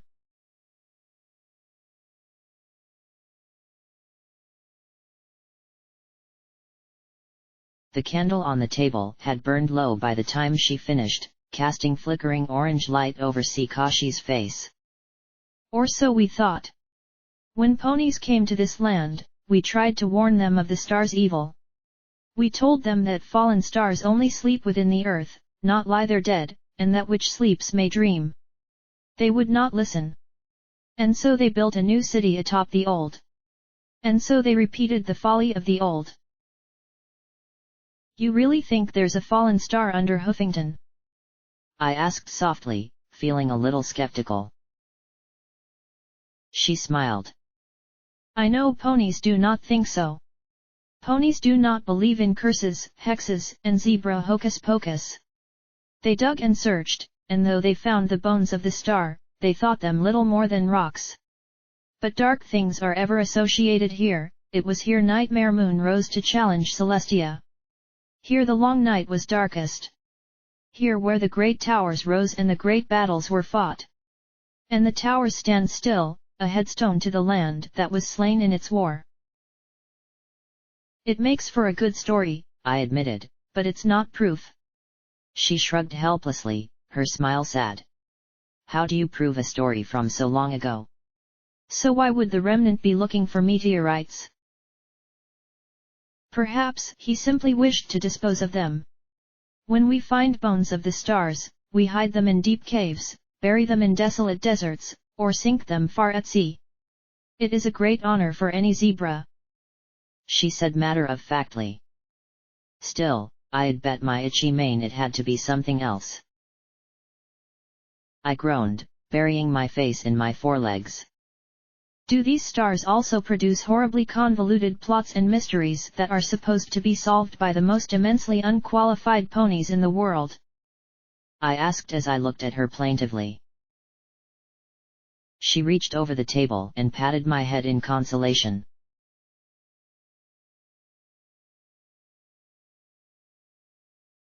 Walking back to the star house, I had to admit that I felt a little disturbed at the thought of stars, great and powerful entities, manipulating me and countless others. I simply couldn't accept that we were all puppets of these terrible beings. It was too overwhelming.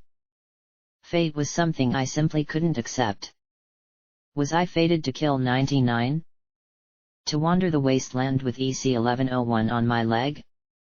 Finding a virtue was hard enough, being a plaything of vastly powerful beings was more than I could handle.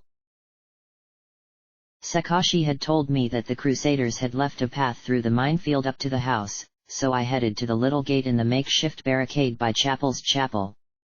All I wanted was to save ponies and help my friends. And find out what Project Horizons was about. Deal with Sanguine. And Light Hooves. And Lancer.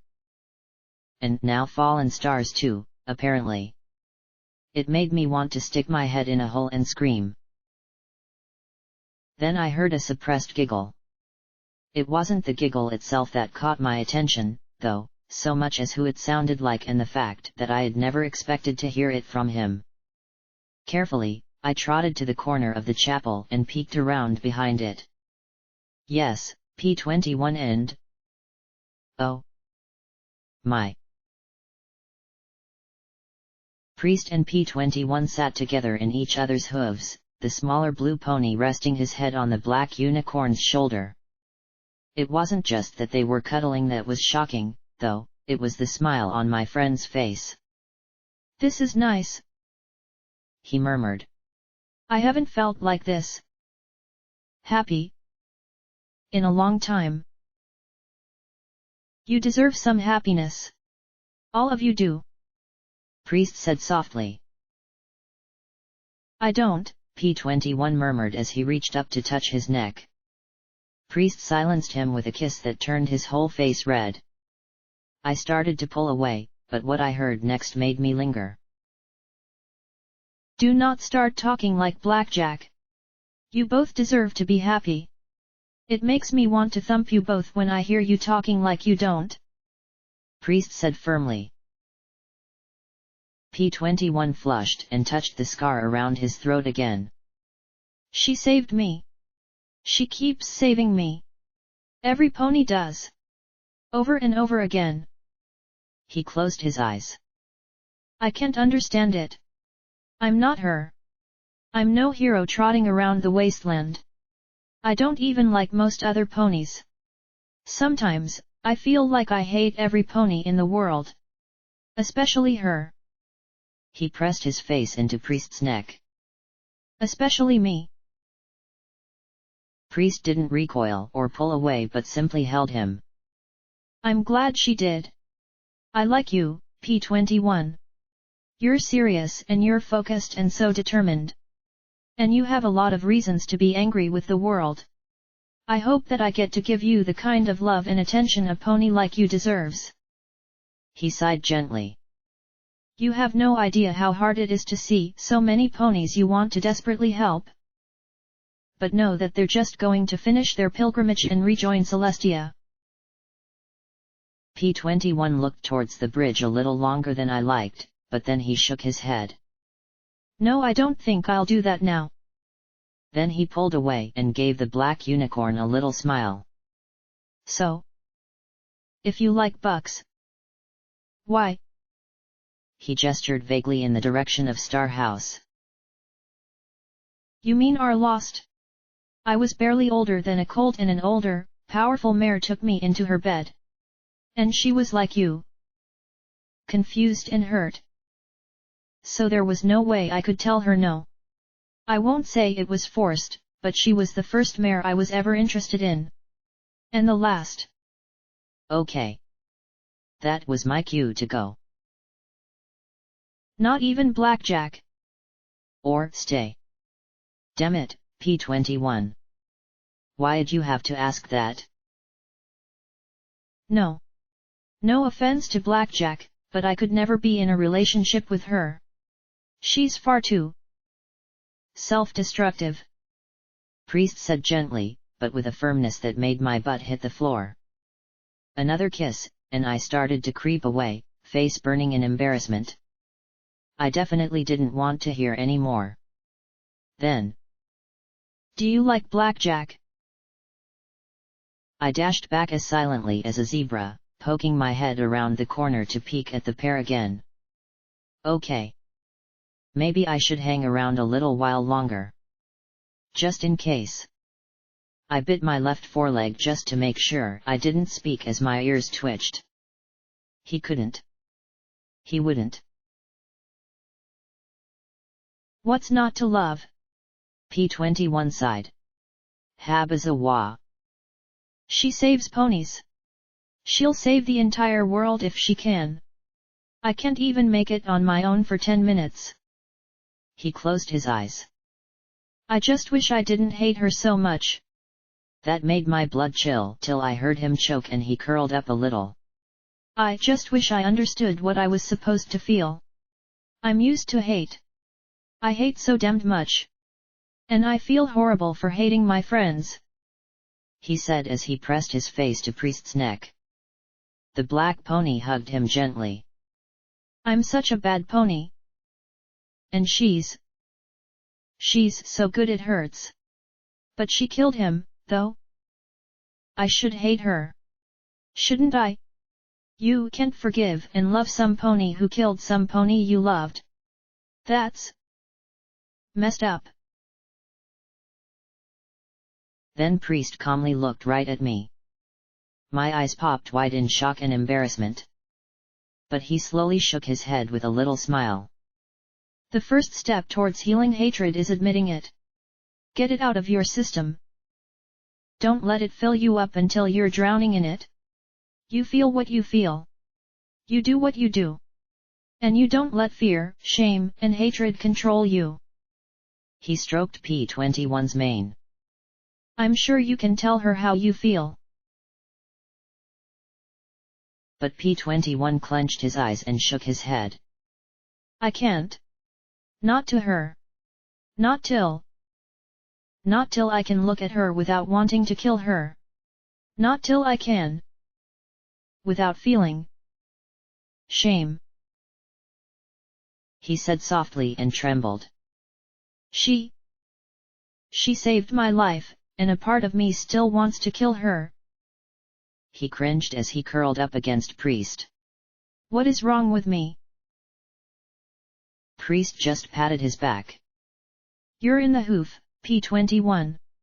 And that was all that needed to be said. I'm sure that when you're ready, she'll be happy to listen to you. He said as he looked at me with a firm gaze that demanded I treat P21 with far more care than I had. Still biting my lip, I nodded. I'd never bring it up. Not till he was ready.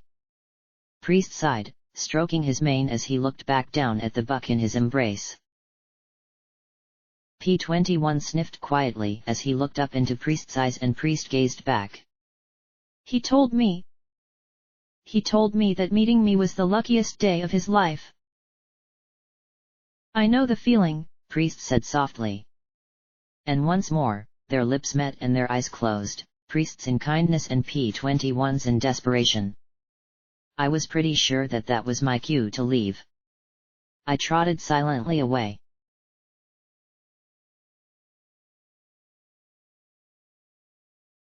For once, we had a nice night in Star House. Priest had stopped by with P21, the two nudging Rumps more than a few times as they stood close together. Medley brought some purchases for Glory, mostly ammunition. Glory made dinner. Rampage pretended to be poisoned by it. Every pony was laughing. Medley gave Scotch Tape the stable ponies don't know nothin' routine when asked about where the bathroom was. Scotch Tape complained bitterly about having to use an outhouse, the filly promising to bring proper sanitation to the wasteland or die trying. I teased her about having a toilet for a cutie mark, and she looked so embarrassed that she checked immediately. Lakunai quietly watched from the periphery with a sad, lonely little smile. Until I asked her to do some magic tricks. Suddenly dragged into the middle of our attention, the alicorn couldn't seem to help herself. The great and powerful Lakuni summoned a little thundercloud that zapped Rampage's rump, animated a rope that prompted a bondage joke that had me blushing and Glory grinning, and made little neon illusions of my fight with Psycho Shy. I grumbled a little at the crotched shot, my nethers were twinging in reflex. Then some pony suggested I get Octavia's contrabass and play for them. Lakunai and Scotch had never heard me perform before, and so I pulled it downstairs and stood with the bow. Both Priest and Medley still seemed faintly amused that I'd use an instrument instead of magic. Apparently, you just weren't a real unicorn musician if you didn't use your horn to play. I really didn't know what exactly I was playing as I started to drag the black horsehair bow across the strings, but apparently it was good enough to earn stomping applause. Then Priest stood and moved next to me. His horn glowed, and a violin began to play alongside me. I noticed that the magic music was a little tinier than that produced by the actual instrument. Side by side we played, me horrible and him more than making up for my little mistakes. Medley listened before she rose to her hooves and joined us with a second, higher violin noise. She was definitely far more snarky and playful as her music danced and flitted about Priest's more serious notes. When we ended the song, I looked at Lakunai with a speculative little smirk. No. We couldn't. We shouldn't. She stammered. The goddess. I mean, I don't play. You know the spell, don't you? Priest asked calmly. The purple alicorn nodded once. Well, then, we'd love for you to join us. But you don't have to. Don't worry, Lakunai. You can't be worse than me, I said as I rested my cheek on the neck of the instrument, feeling oddly like I was hugging some pony. So don't worry if you're not good. Slowly, she moved to stand behind the three of us. I levitated one of the books of music over and flipped through. What should we play? I asked as I looked at the titles. Then one caught my eye. Canon D? What about A, B, and C?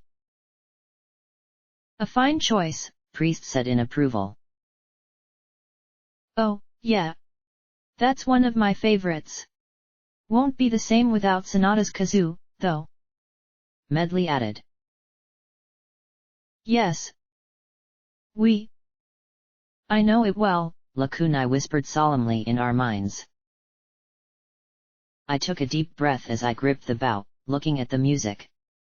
Slowly the notes began to roll out across the living room. I took some comfort in the easy pacing for my instrument as it rose and fell as casually as breathing. Then Priest began to play in careful, calm, considerate notes, his horn glowing steadily as he closed his eyes, playing by ear. A few seconds later, Medley joined in, her notes prancing after his with little variations that mixed nicely with his steady playing. Then Lakunai started to play. She wasn't good. She wasn't even decent. She was spectacular.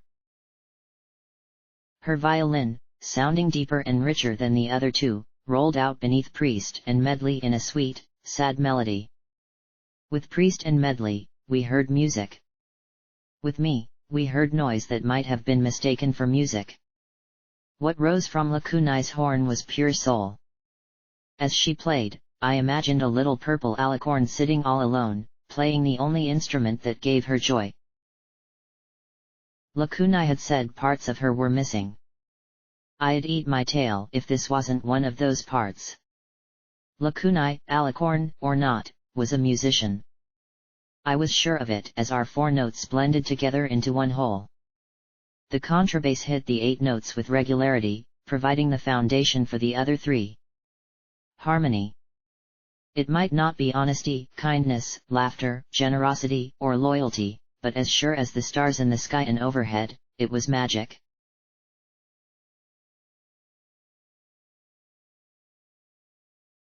That night, Star House was full once more. We doubled up the beds since there was so little sleeping space. I had given Gloria a grin, but her face mirrored Midnight's to an unnerving degree as she trotted to her own room with Medley. Priest and P21 slipped into the room they had both claimed. Rampage took her bed with Lakunai in the living room. That left Scotch tape with me. She didn't seem very happy with it, but there was nowhere else for her to sleep. There was more than enough room as we settled in for the night.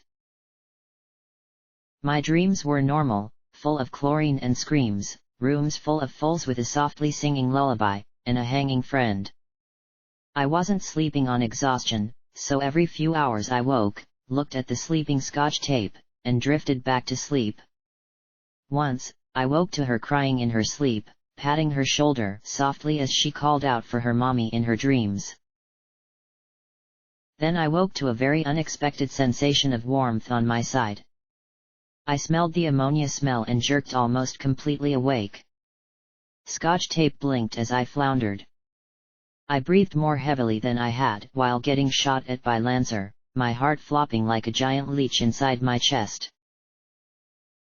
All because Scotch tape had wet the bed. The olive mare just wrapped the blankets around herself as she hung her head in shame, doing all she could to not break down completely. I kicked myself for my reaction, I had dealt with far worse. She didn't need me freaking out now. Slowly I trotted around the bed to sit next to her. I'm sorry, she sniffled. I guess I'm just a big, dumb fool,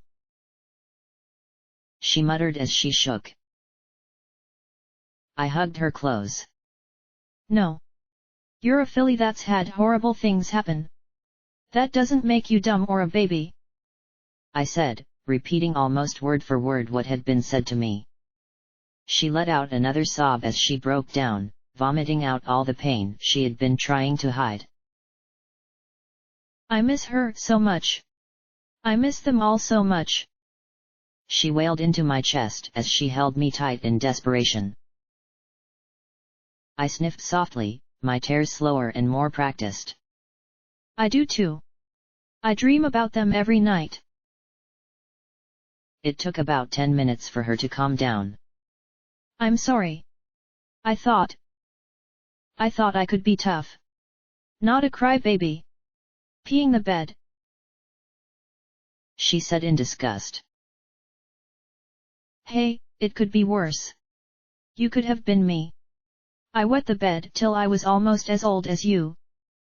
Only I didn't have anything bad happen to me. I just couldn't be bothered to wake up, I said, exaggerating the facts just a little. She laughed despite her tears and I lifted the sheets to wipe her eyes. Ew. Gross, Blackjack. I'm serious. It was so bad Mom requisitioned yellow sheets. Almost had medical check me, I said with a grin as she laughed. Finally, she slipped out of the bed and stripped off the wet blankets. Thanks, she said softly.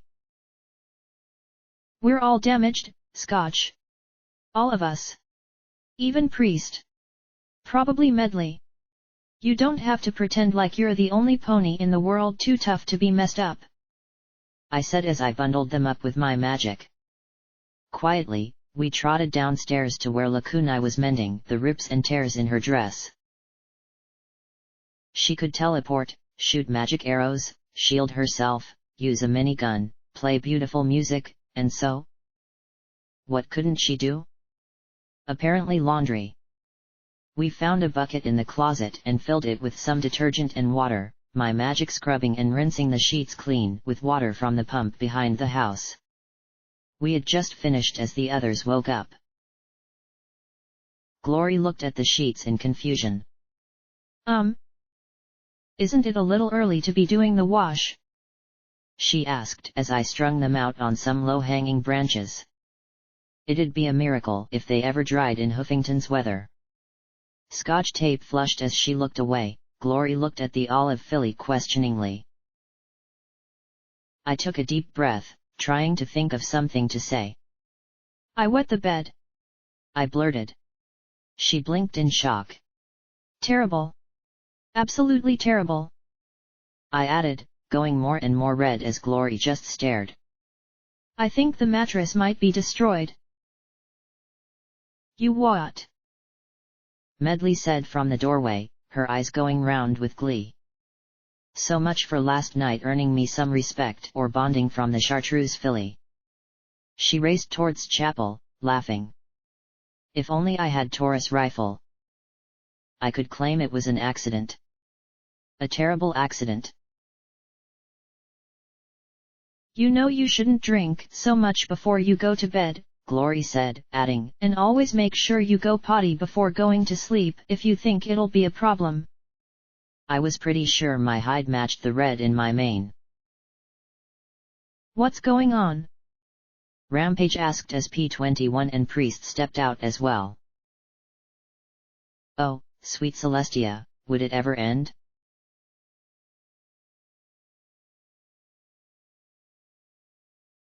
Priest had agreed to shutter the house and finish the laundry.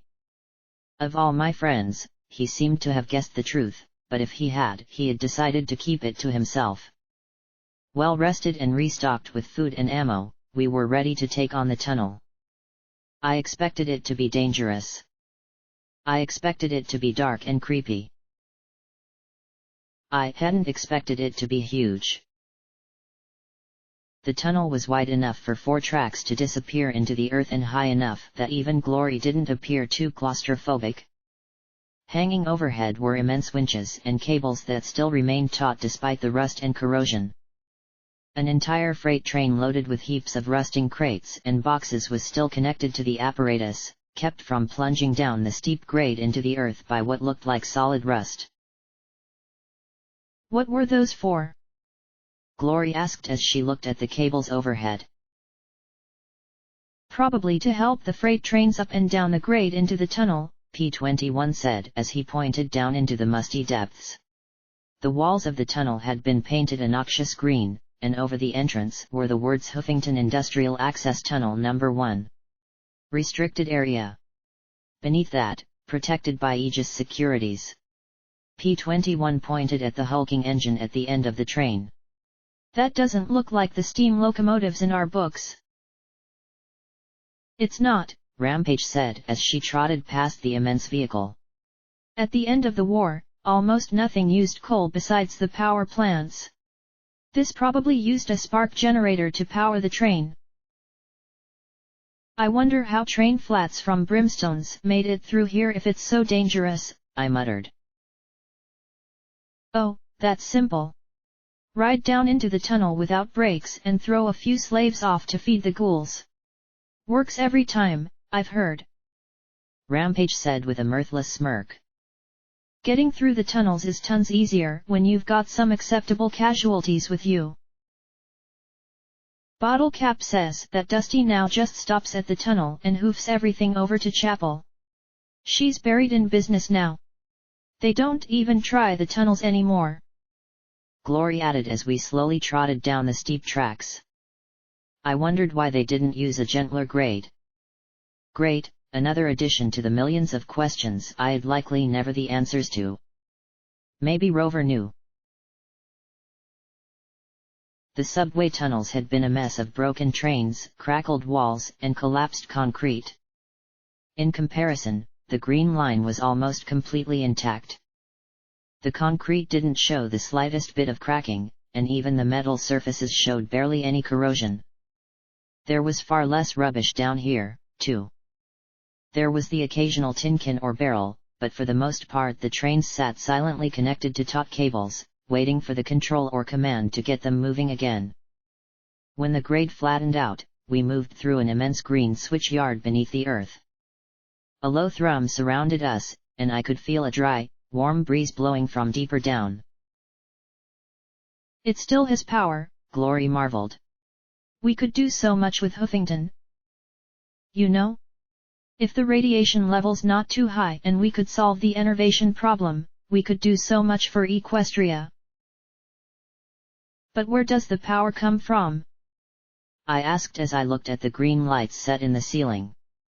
Each one cast a wan circle of light spaced along the tracks, but many of them had broken, leaving sickly spots of light amid cloying shadow. "The dams," Rampage replied. "At least, that's what the Steel Rangers think. If they hadn't been so fixated on the HMS Celestia, they probably would have set up shop in the dams. Of course, the eggheads are the only ponies that can actually get the damned power where it needs to go. So why don't they work together?" Scotch Tape asked. "Because that would be sane and sensible," Rampage replied. "But the Steel Rangers want to control technology. Eggheads want to fiddle around with it. Not a lot of compromise between the two." I floated out Rover's map. "So, we need to find the G3 tunnel," I said as I looked into the gloom. Something flitted through a distant patch of light. Out came Vigilance and my new sword. Nothing on my EFS. Not a sound to be heard, either. After the museum, however, I wasn't trusting bars. Everyone else had frozen too. "What is it?" Glory asked as she hovered above us. Then I heard the soft clicking sound. Faint, rapid, and soft. And all around us. "Something bad," P-21 muttered as he loaded a grenade. A low and unnatural growl echoed through the cavernous chamber. "Make that really bad." Suddenly, the clicking doubled, and with my night vision I saw a faint shimmer charging right at the six of us. "Here they come!" I shouted as I raised vigilance and fired at the racing blur. The bullets clanged as they struck metal, and there was a magical flash as my target leapt the final distance. I rose, my hooves meeting the mechanical monster as it rammed into me. Claws ripped at my armor and pneumatic jaws hissed as they snapped close inches from my face. The canine was almost entirely metal save for a grey blob of brain matter in a jar atop its head. I'd heard about robot ponies with brains, but this was a first. Then, as I struggled with the first, a second raced forward and bit my hind leg. A jerk and the cyber dog had pulled my leg out from under me. I went down, kicking and screaming, as the mechanical monster on top slowly twisted its head and opened its jaws for my throat.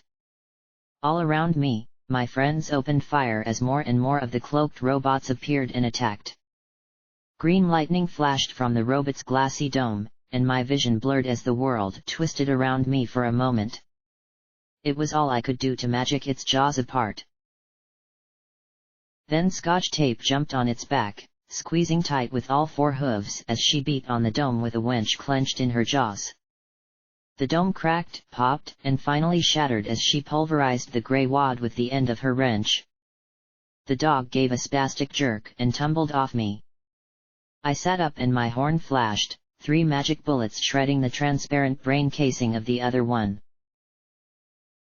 As big a weakness as a targetable brain was, they could have done with a few more. The machines were strong, fast, and worked together. They also had those disorienting brain zaps.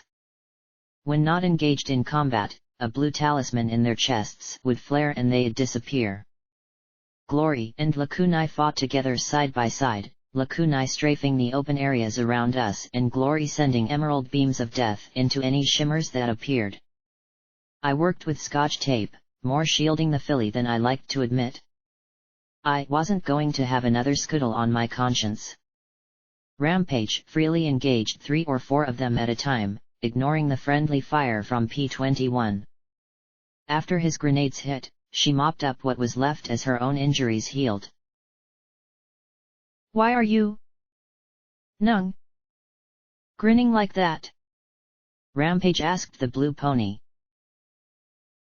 P-21 laughed as he popped open Persuasion and loaded a new grenade.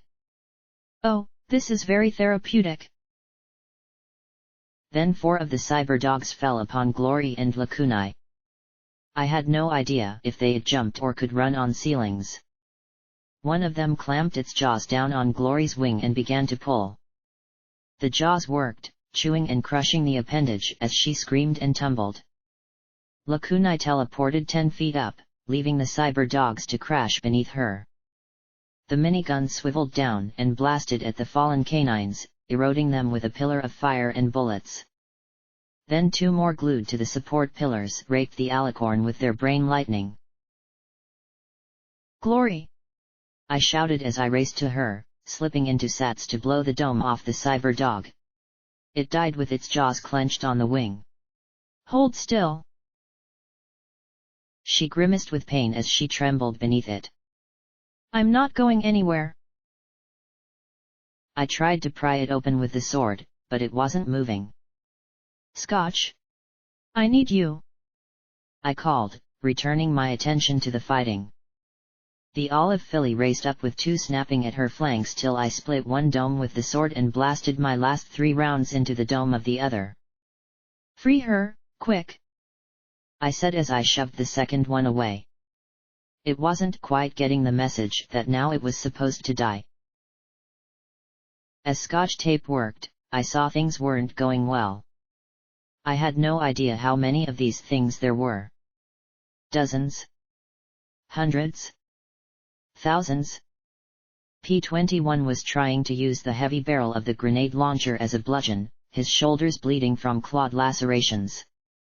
The canines were now blasting Lakunai almost continuously with their green zaps and Rampage was all but buried beneath them. Then one of the dogs bit me and ripped at my armor so hard that the saddlebag split and dumped half my possessions across the floor. I shouted and struggled without success. Then one bit a forehoof. Then one bit a rear hoof. And then I knew exactly how Scuttle felt as they started to pull. We were about to be ripped to pieces by robotic brain dogs. Could it get any worse? Did I actually just think that? A mechanical growl cut through the cavernous space, echoed and magnified. Suddenly, the cyber dogs went still. My legs were released as they cautiously backed away. From the gloom approached a massive beast of metal. This was the deus of cyber dogs. Armor plating covered every inch of its matte black form. Its red eyes glared balefully at the six of us as two shoulder-mounted cannons pointed right at me. This wasn't a cyber dog. This was the size of a bear. It opened jaws big enough to crush my head as it snarled in my face. I swallowed as I stared at grinders inside its throat. Who the hell had designed this thing? Then it closed its mouth, red eyes staring down at me. Slowly, it turned as if inspecting the battlefield. Its heavy metal claws scraped at the stone as it walked to the fallen Ministry Mare figurines. It stepped right on Rainbow Dash, but the figurine was apparently too awesome to be pulverized by mechanical death beasts. It stopped and then stretched down to bump its muzzle against the tiny orange form of Applejack. From within the beast came a low little whine. Again and again it nudged the bucking figure before it sat down and raised its head in a long low howl. Looking at the figurine one last time, the giant mechanical beast turned and stalked back the way it had come. One by one, the remaining cyber dogs rose and trotted after it on softly clicking claws. Just like that, they disappeared back into the recesses of the tunnel. What the fuck was that? Rampage asked as she adjusted her armor. Was that? I don't know, I said as I levitated the little orange figurine, sitting and hugging it as I looked in the direction the security cyber dogs had gone. I found myself imagining that the tiny Applejack was crying, though.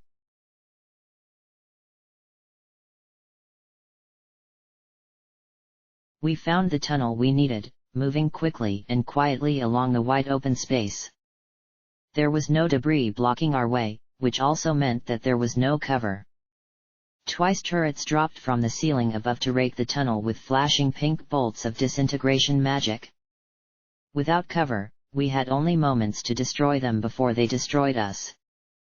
And we didn't always succeed. Don't laugh, Rampage muttered as she trotted beside Scotch Tape, the striped filly cursing under her breath in decidedly unfilly-like fashion. You shielded me, Scotch Tape said awkwardly. I'm not going to laugh. I wonder why you're this old. Huh? Rampage blinked as she looked at the olive filly. What do you mean? Well, you look like you're 5 or 6. Right. So why don't you regenerate as a newborn? Or my age? Scotch Tape asked. Why 5 or 6? Rampage opened her mouth. Then closed it with a small frown. I dunno. I never thought about it, she said as she cocked her head. I mean, I'm 50 or 60 years old. But I don't know why I'd pop back to this specific age every time. She rubbed her chin. Now that you mention it, I don't age up older than 20 or 30-ish. And another to the 100 or so mysteries we were dealing with. Right next to what was the source of all this radiation. It wasn't a lot, but it was consistent. Every pony except Lakunai had taken a dose of Rat X. I supposed that she was benefiting from it. But even she seemed definitely off. It was almost as if she were in pain. Are you okay? I asked as I nudged the purple alicorn. She flinched and bit her lip, shaking her head firmly. The screams are strong. Very strong. I don't want to stay here, she said in a whimper in my head. Please, let us hurry. But we only got 100 yards further when we came to an immense door that completely sealed off the tunnel. Huffington Core Access number 12411J. This must go to the core, I muttered as I thumped the door. Heavy as concrete? I don't suppose you can pick it? I asked P21 with a grin. He gave me a look that suggested that question opened up whole new worlds of how stupid I was if I was serious. I consulted the map. Okay. Good news, we don't have to get through the door. Look for sewer access 12 to 99. It should be in that wall. I pointed to our left. Glory had found it. Her wing still wasn't right, even after taking a healing potion. Of course, the hatch was locked, but P21 got out his pins and got to work. 2 tries later, he had it open. This tunnel was far ranker, the air heavy and wet. Oddly, there wasn't any mildew or rot down here. I supposed the radiation killed everything. There were also no lights, so I turned on my pip-buck lamp. Scotch tape did the same. Lakunai's glowing magic illuminated the rear as we entered the tight tunnels. Everything curved, so I couldn't see how far we had to go. Think you can get DJ Pawn 3 down here? Rampage asked. All this quiet is freaking me out. Doubt it. But... I turned on my radio and set it to search for a signal. Static. Static. Static. Then a mare spoke in a rush. Is Team Delta? We're trapped in Adjunct 3399B. The shields are up. Please lower the shields. We've got critical information from Canterlot. The sun has risen. The moon has not been freed. The stars are still in play. I repeat, Team Leader, the stars are still in play. This is Team Delta. We're trapped in Adjunct. And the message kept looping over and over again. I looked at Rover's map but couldn't find an Adjunct 3399B anywhere on it. One of those teams, you think? The ones who knew about the bombs? Glory asked from behind me. I suppose, I said, wondering if that broadcasting had been looping for 2 centuries with a message that had never reached its recipient.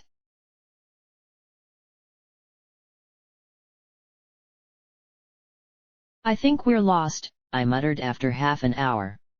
I turned the map over in front of me and squinted at the faded lines. I don't know if we're supposed to be going in this direction or not. Lost. P21 said as he nudged in to my left to look at the map. No. I think we're supposed to keep going this way, Glory said, pointing with her uninjured wingtip as she squeezed in to my right. I thought it was right at that last tunnel, Rampage said as she squeezed in under me, looking at the map. No, this is the right way. See? Scotch tape had wiggled in next to Rampage and was pointing up with her hoof. But then shouldn't we already be at that factory thingy? Rampage asked. I believe we should, Lakunai agreed, leaning over my head to look down at the map. A little personal space, please. I shouted. I immediately winced at the echo sounding off through the tunnels, but at least my friends fell back enough to let me breathe. Looking at the map, I poked a little square marked HMF. If this is the right way, then this place should be just off to our left. Look for some sign of HMF, whatever that is. We spread out a little bit, but the further we went, the more certain I was that this wasn't where we were supposed to be. Why did this tunnel look burned? A distance past that, we did find a door marked HMF, but, instead of being tightly sealed, the entire thing was twisted in its frame. The burn marks were very prominent here, especially on the wall opposite the door and the floor and ceiling near it. I squeezed through and found a deformed metal-lined passage, the walls of the tube looked like they had melted slightly and then resolidified. My radiation meter suddenly started to click a lot more urgently. I proceeded down the tunnel cautiously, but it seemed safe. Well, relatively.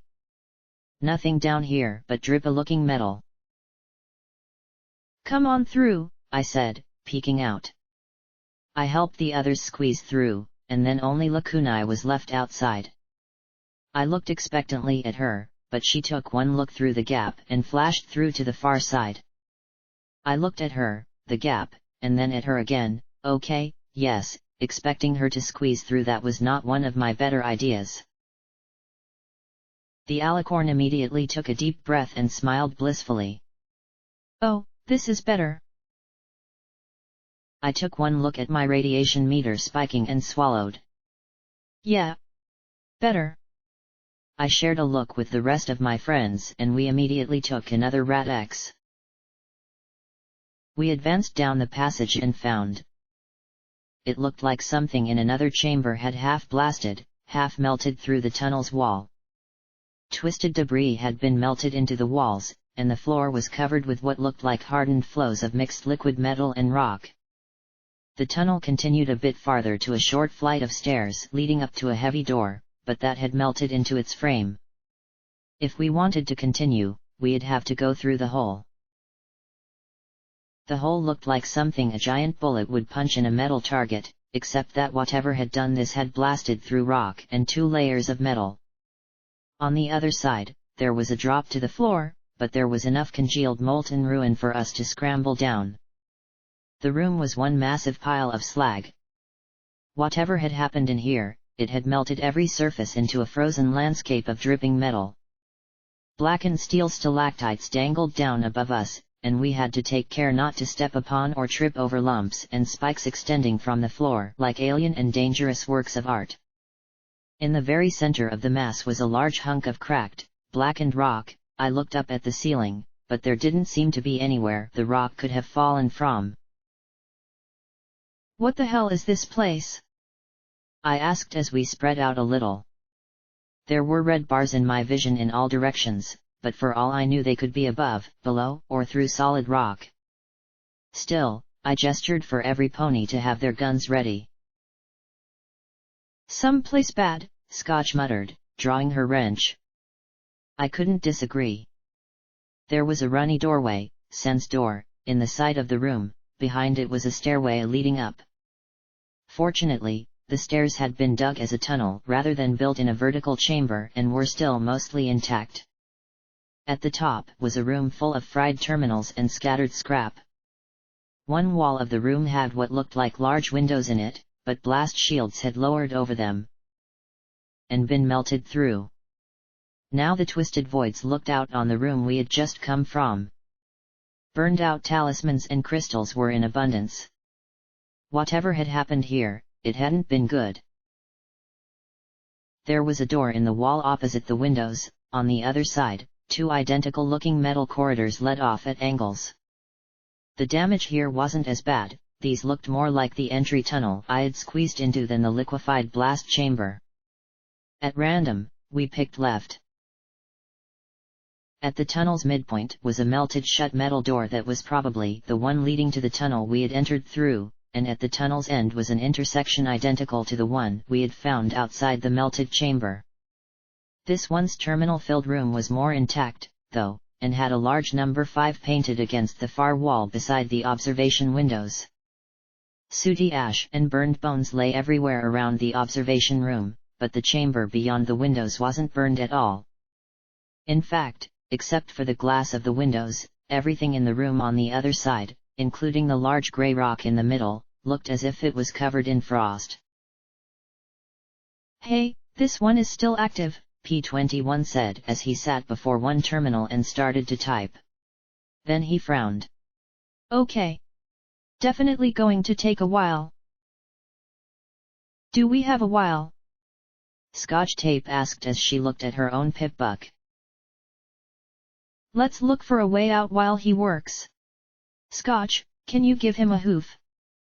I asked from the intersection, peering down the other passageway. She nodded, looking grateful to be staying behind with the blue buck. We broke into pairs and split up, Rampage and Lacunai continuing in the direction we had been going while Glory and I started back to investigate the other corridor at the melted room intersection. We found a T intersection and, after discovering going straight ahead would take us to another identical junction, turned right instead. Glory looked a bit pained as we walked, that savage bite to her wing still bleeding a little. "How are you holding up?" I asked softly as we trotted past storerooms filled with knocked over, twisted shelves of scrap electronics, spark batteries, and wonder glue. Most of them were fire damaged, but here and there were ones that didn't look that bad. I made sure to pocket all the reasonably intact looking ones for when we got out of here. Glory peered down the hallway before she glanced at her injury with a worried look. "I don't know. I've never hurt my wings before." "Never?" I asked in surprise. They looked delicate. Fragile, even. She gave me a crooked little grin. "I know I'm not a flyer like Dusk, but trust me. Pegasus wings are tough. Once a Pegasus is airborne, well, there are stories of Pegasi during the war flying full speed straight down into zebra formations. That's why Rainbow Dash was always trying to get Pegasi to sign up." She swallowed as she looked nervously at the bite. "That dog gave me everything it had. If it had bit my leg like that, or my throat." She gave a nervous little shake of her head and smiled. "Lucky me, it bit the toughest part of me." "Still," I said as we continued along the metal hallway, "I'm sorry you keep getting hurt following me." "Don't worry. I'm tough," she said as she looked through a doorway and frowned. "What is that?"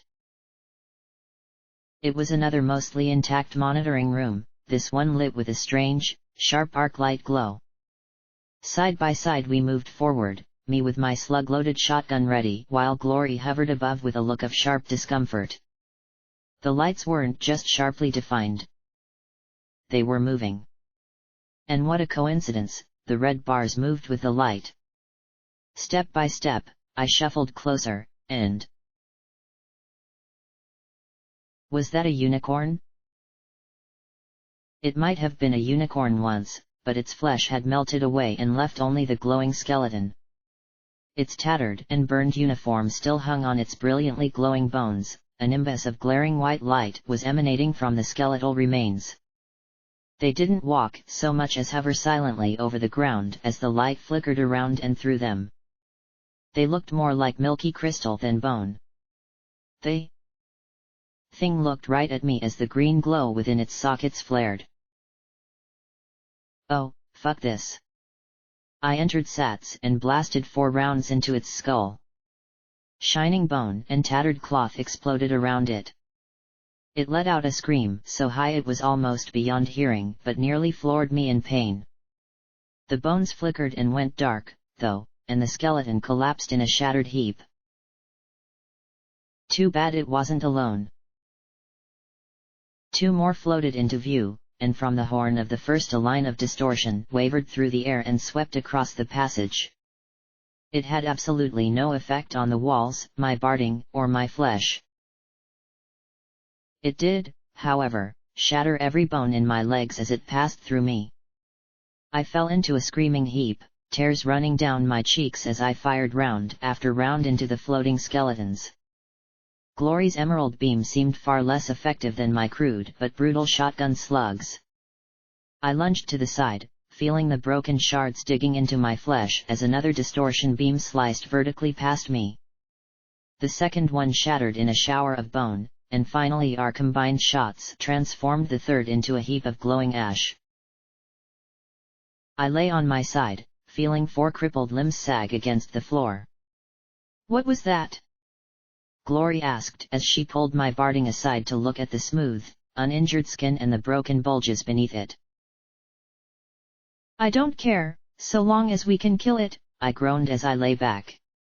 I saw the hesitation on her face. "What is it?" Our healing potions aren't much good down here. I don't think. Give me a Hydra, I replied without hesitation. Blackjack, remember what Rampage said? Enervation plus Hydra equals liquid blackjack. And there's the taint in it to consider. Don't go lakunai on me and start quoting fancy math, I replied with a shaky smile. It felt like all 4 of my legs were being dipped in fire. Dead blackjack here or dead blackjack when we run into more of those things. You decide. If you have a Hydra, give it to me. Glory closed her eyes and fished out the syringe. The grey goop went to work at once, and I did all I could not to cry out as I felt my shattered limbs regenerate. The shards were pulled into place piece by piece and reformed.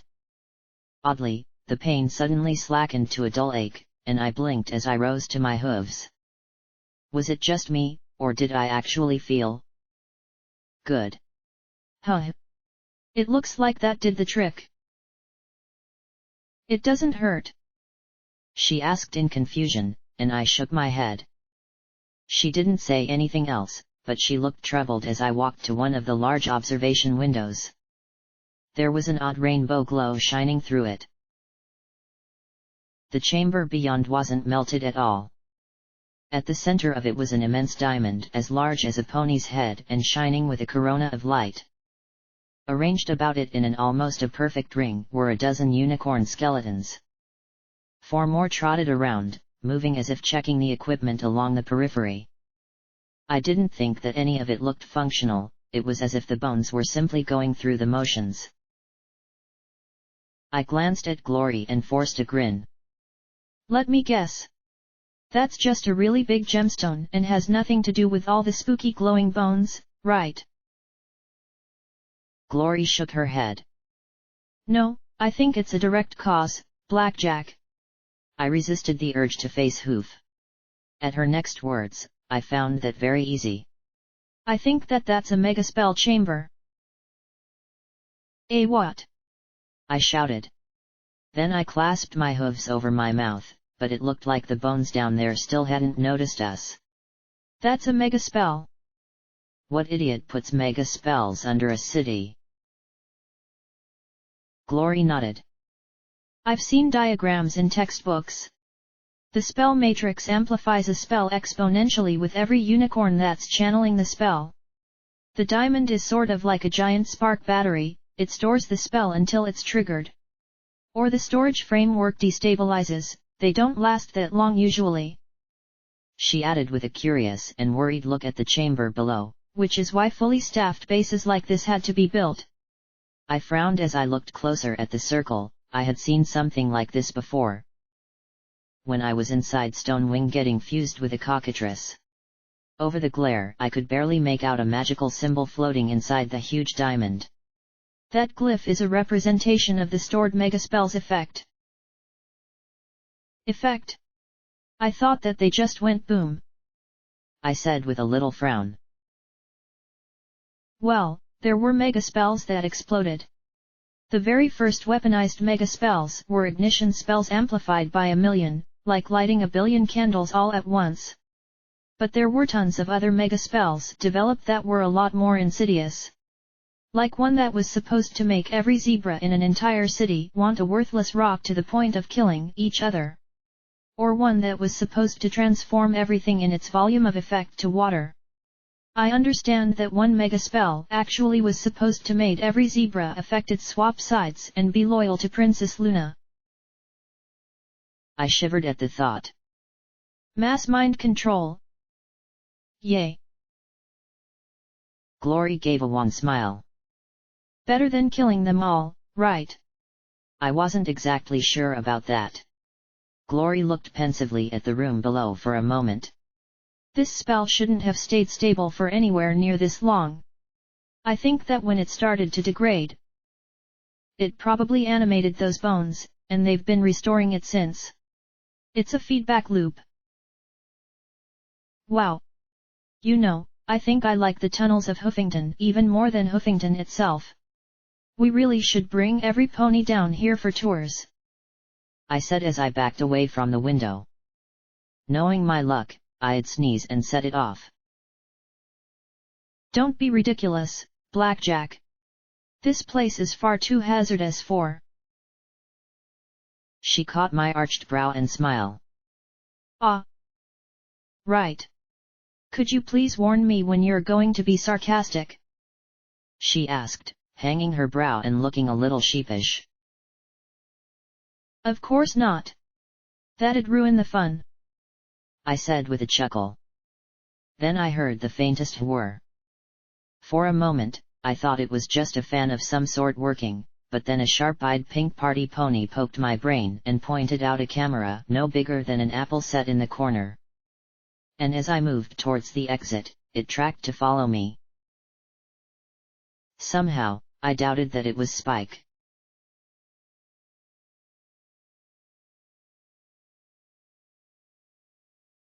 Over the next half hour, we had come across 3 more megaspell chambers, but these were dark and dead. Their diamond cores had transformed into lumps of ugly grey stone.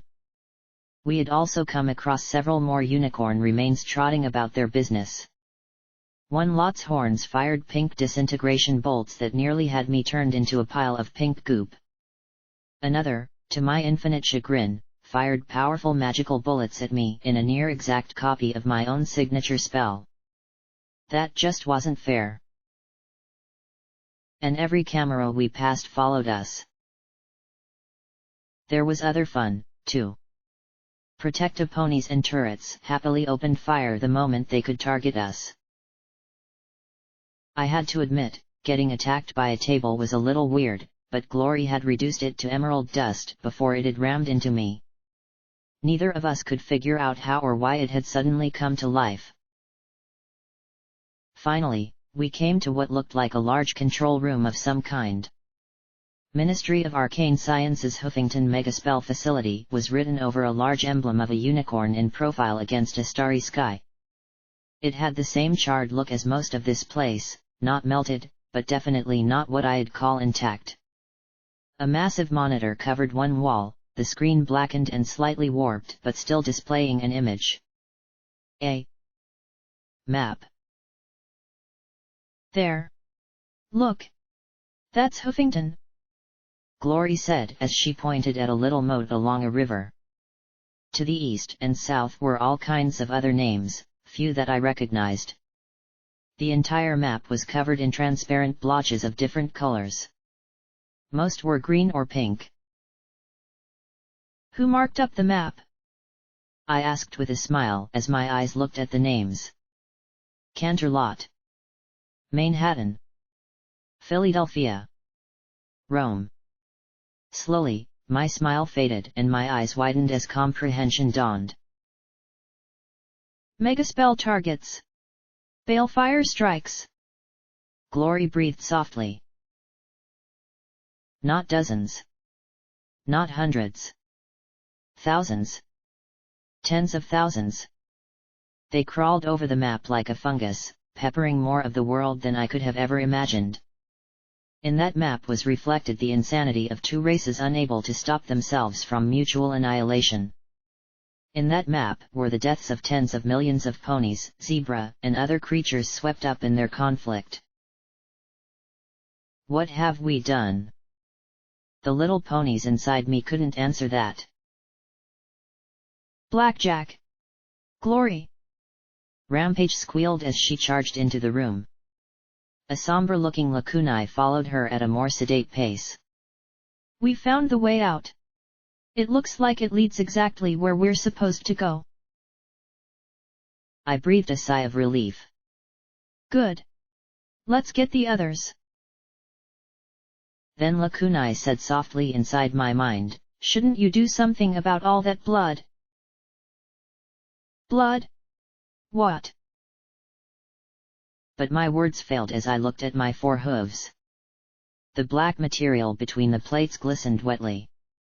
Bloody hoofprints marked my passage perfectly. Fortunately, Glory was too occupied with Rampage's tales of fighting skeletons to have noticed. I forced a grin at the purple alicorn. Don't worry about it. It's not bad. Doesn't hurt at all. Not at all. Together we left the control room, the cameras watching us all the while.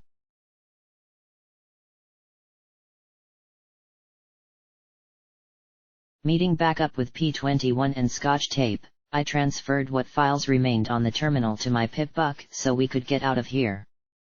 We had already spent far too long underground. As we moved back into the tunnels marked on Rover's map, I brought up the files. Huffington Megaspell Facility Status. Matrix 1 discharged. Target 114.5 N, 13.4 E Gallows Crossing. Matrix 2 discharged. Target 119.1 N, 17.6 E Redstone Train Spur.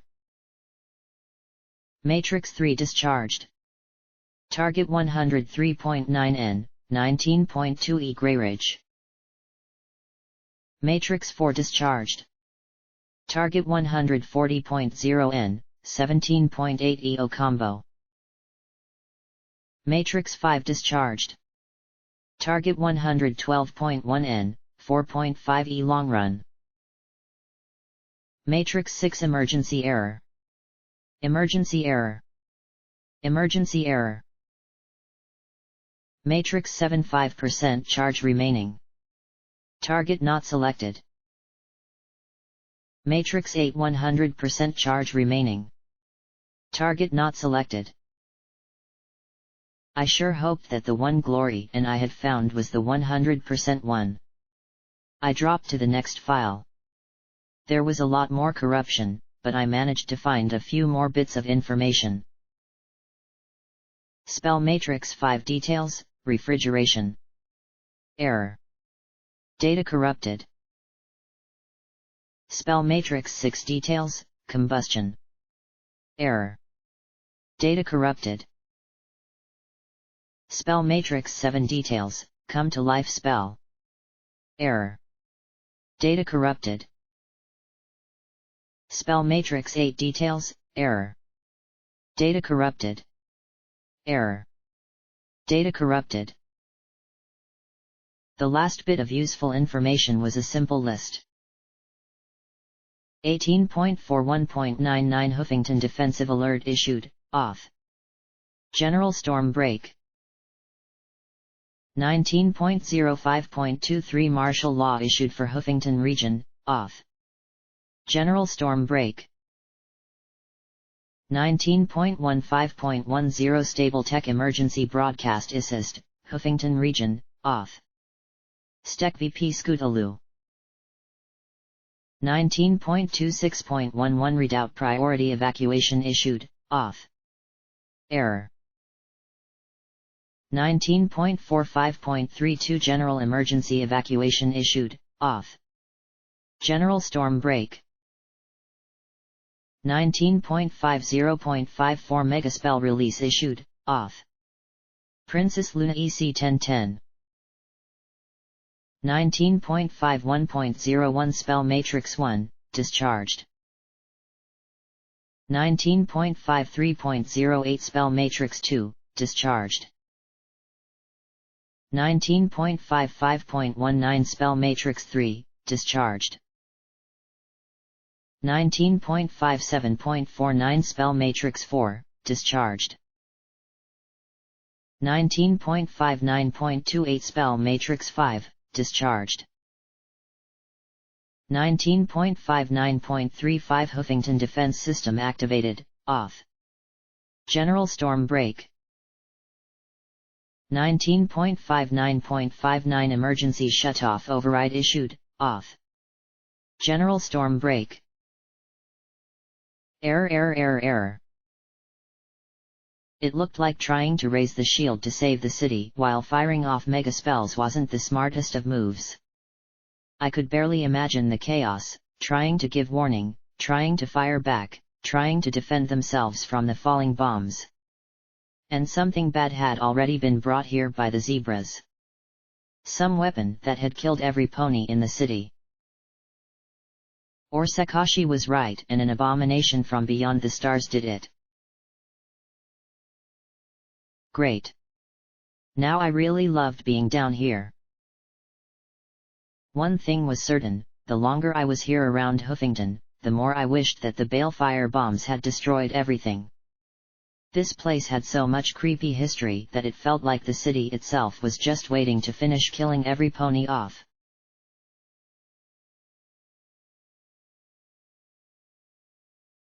Yes, that's definitely what it felt like. All of us, with the exception of Lakunai, were suffering from the radiation. It wasn't getting stronger, but it wasn't getting weaker. Slowly and steadily, it poisoned us with every little click of my pip-buck. Lakunai had another problem, her magic was failing her, the screams wearing on her. She could barely lift the minigun and had been forced to balance it between her wings. We had finally found the subterranean factory. In reality, it felt more like a stable than anything else. There were dozens of small rooms interconnected by conveyor belts. The stillness of the place made me shiver. Rover was right, this place did feel asleep. I knew that Glory was excited by the idea of machines helping the wasteland, but I didn't want this factory running. I didn't know what it made. I didn't want to know. Every second we were down here, I felt more and more watched. Then we reached another large door sealed up tight and I swallowed hard as I looked at the map. It wasn't marked. Either Rover had forgotten, or... what did it matter? The heavy door needed power to open, regardless. Otherwise it was just a lot of wall. A wall covered with a large Bronco logo. All of us looked tired, despite the fact we hadn't had much of a hard trip in the tunnels. We had passed a few pony corpses, salvaged what we could from them, and continued on our way. The tunnel simply sapped our strength as quickly as the radiation poisoned us. Suddenly, there was a sharp pop, and Glory yelped as the reek of rotten eggs rolled across my nose. She dug out a healing potion. It wasn't just spoiled, but looked like boiling ink inside the bottle. Quickly, we removed our remaining healing potions, every single one of them had spoiled. Some of them appeared to be turning toxic. Not good. Let's see if we can find a control room or a button or something that can get this door open, I said as I rubbed my nose. The too dry air was starting to make my nose all scratchy. We fanned out in pairs, me with Lakunai. The poor alicorn was in such distress that she finally just dropped the gun. I grunted as I lifted it and slung it across my back. Ugh, how the heck could she fight with a weapon like this? I felt panic nibbling at my spine at the slow creep of death working its way inside me. Every minute, the rad meter crept a little higher. I didn't think we had enough rad away to get out of here now. It was like suffocating. And that's a pretty deep hole, I muttered as I came to a rock wall with a diagonal shaft descending even deeper into the earth. It looked like the factory had been expanding or something. Power cables plunged into the earth along a metal stair. I felt an unnerving sensation of being drawn into the hole, despite the fact that the breeze blew out from it. I heard the slow shuffle of cards in my mind. Okay, now I definitely didn't want to go down there. Blackjack! I think I need you! P-21 shouted from within the factory. Lakunai seemed in such a daze that I sighed and nudged her. Stay here. I'll be right back. I trotted along with the dealer following me. What are you doing here? I don't have time for crazy. I have enough scary. Some ponies looking for you, he said softly. Lots of ponies are looking for me, I said crossly as I looked around for him. It's been a running theme these last 3 weeks. Dias. Sanguine. Now zebras. I'm sure that, any second now, the zodiacs are going to appear too. I was so glad that my paranoia was giving me a memo. If you don't mind though, I'm in a hurry. It took me a minute to find him in some sort of control room. I think you might be able to unlock the door. You're the one that knows terminals, P21. Not me, I said warily, looking at the screen. EC1101 authorization pending. It wants EC1101. Did that mean that this factory had something to do with one of the projects? Or was it something else? I don't know, but it looks like all the systems are shut down until it receives a signal from EC1101, P21 said as he worked the controls. That includes the doors. Okay. So, how can I do this? I asked as I lifted the pip-buck. Go to your broadcaster and see if it can contact a Bronco terminal. I'm hoping that just contacting the locked program will be enough to access the system. Otherwise, we're just dying in here. I accessed my pip-buck and opened the broadcaster function. Oh, wow. That's a lot of Bronco terminals. And Huffington Defense terminals. Huffington Stable Tech Networks. Then my eyes widened. OIA access node? I glanced at P21 as he typed on the terminal, trying to do whatever he needed to do to get us out of here. I selected the access node. EC1101 access required. Proceed. Y/N. Why? You sure you want to do this? The dealer asked, the old buck staring hard at me. I glared at him as I pressed yes once again. EC1101 suddenly flashed and gobbledygook and strange numbers scrolled past faster than I could see. Then my pip-buck went black. P21. I tried to hide the rising panic in my voice. Then the lights went out in the factory. The ventilation fans stopped running. The silence that settled became overwhelming. Then a long, deep unnatural voice crackled through the air. You. Every monitor in the control room flashed on, each one showing a staring eye. Each one looking at me as that voice crackled through countless speakers echoing throughout the factory. EC1101. Give IT to me. What the hell? What the hell is that? P21 shouted as he staggered back. Why was the room turning green? A green light began to replace the darkness as green electricity crackled along the walls and machinery. The engines began one after the other, but instantly began to scream and smoke. Alarms started to ring out as the monitors showing those staring eyes popped one after the other. The wires within were moving. Running! Running now! I screamed as I scrambled out with P21 and Rampage. I had no clue where we were running to. All around us, the machines were going crazy.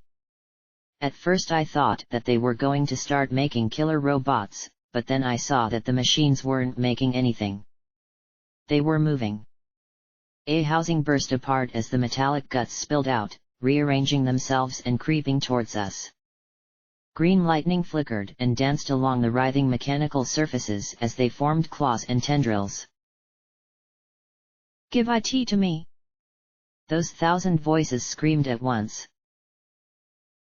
That was a face. The machines were forming a massive pony face. It was slowly pushing out of the machinery as if the gargantuan monster was being birthed from the equipment. Green light blazed from its eyes as it opened its mouth and vomited dozens of electrical cables that crackled and snaked towards us. We weren't getting out the door. The door was becoming a part of IT. There was a scream of metal as an entire assembly line lifted like an immense skeletal hoof towards us. I felt cables snaking around my legs. There was nowhere to run. Every part of the factory had become a part of the abomination. My friends screamed and struggled, but our weapons were nothing. I didn't think a missile launcher would help against this thing. But something else might. I reached into my pouch and withdrew the massive pistol, cracking open the breech. The silver bullet hovered in front of me. And then the abomination froze. Its green eyes widened in shock. You dare use that? In reply, I slammed the bullet into folly and clacked it closed. Instantly, the cables tightened, the lightning coursing along them, burning me through my barding. Die! It screamed through 1,000 electrical mouths. You first, I gasped. I glanced at my pip-buck, seeing it active once more. I levitated the pistol and activated SATs. Once more, strange arcane marks appeared on my EFS as the weapon interfaced with my pip-buck. I waited impatiently in the magical stasis for the words to appear in my vision. Pip-buck synchronization complete. Blood pattern analysis confirmed. Warning: biomagical pattern contamination at 25%. Please seek immediate medical attention. Magical field analysis confirmed. Warning: esoteric threshold exceeded by 98.9%. Authorization confirmed. Warning: BBP loaded. BGP armed. Do you wish to fire? Y/N? I had no choice. Firing. The magical field spread over all of us, holding us in place and stopping that horrible constriction. The abomination reeled back, raising its forelegs as if it was a pony trying to shield itself. The world disappeared in a roar of white light.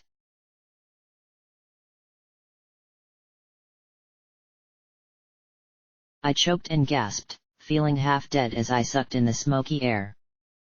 My whole body screamed in protest as I sat up and stared at the collapsed half of the room. Nothing remained but slightly glowing rubble. I had electrical cable wound around half my body, but I was able to carefully disentangle myself as I looked around for my friends. Scotch tape was in a bad way. She had curled up completely, staring straight ahead with her hooves clamped over her mouth. Glory wasn't much better, rising on her trembling and shaking hooves. Rampage was more together, at least she wasn't shaking. P21 simply looked right at me and asked, "What did you do?" I raised my hoof defensively. "Hey, don't blame me for summoning that thing. I just used EC1101 to access a terminal. I have no idea what that thing was." I looked at the melted rock and tried to take a step. My legs felt like rubber. Not weak. Soft. I almost didn't want to take another step for fear that it'd bend. I was trying to keep myself together. We still had to get out of here. One problem: no doors. "Lakunai!"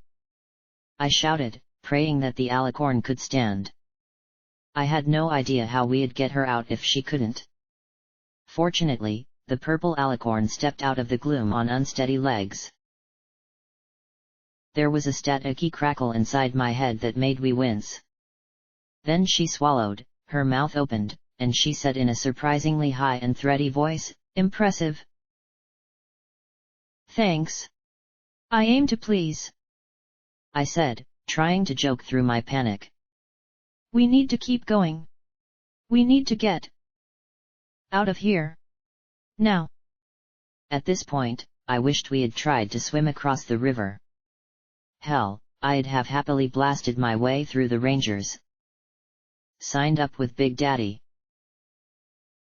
Goddesses, I could feel my bones bending with each step. I drew a desperate gasp to hide my panic as I stretched down to shake Scotch tape. She only whimpered and curled up tighter. I looked at the others, then said apologetically, "I'm sorry, Lakunai, but I can't carry her and your gun and ammo." "It's only a gun," the alicorn replied simply. I shrugged the minigun and ammo drum aside and carefully laid Scotch tape across my shoulders. I should have left her with the Crusaders. Why had I let her come with us? I took a step, feeling the give in my bones. Another. Another. "Are you okay?" Glory asked me, her injured wing dangling beside her uselessly. It was a phenomenally silly question. Right now, none of us were okay. "You betcha," I said with a grin. "Right as rain. Just a little wobbly-legged." I forced myself to keep smiling. And step. Step. Step. In the only direction we could. Down.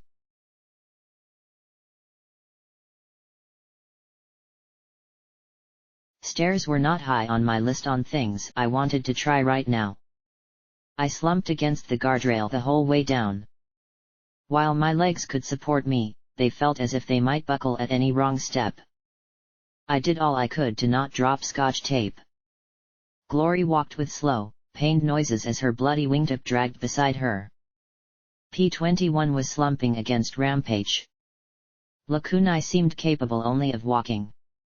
She moved like a zombie as we continued down. And down. And down.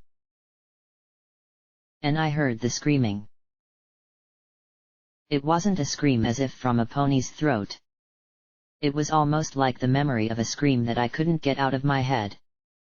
And this wasn't a single pony. It undulated and rose and fell and was mixed with hysterical laughter, babbling, crying, and pain.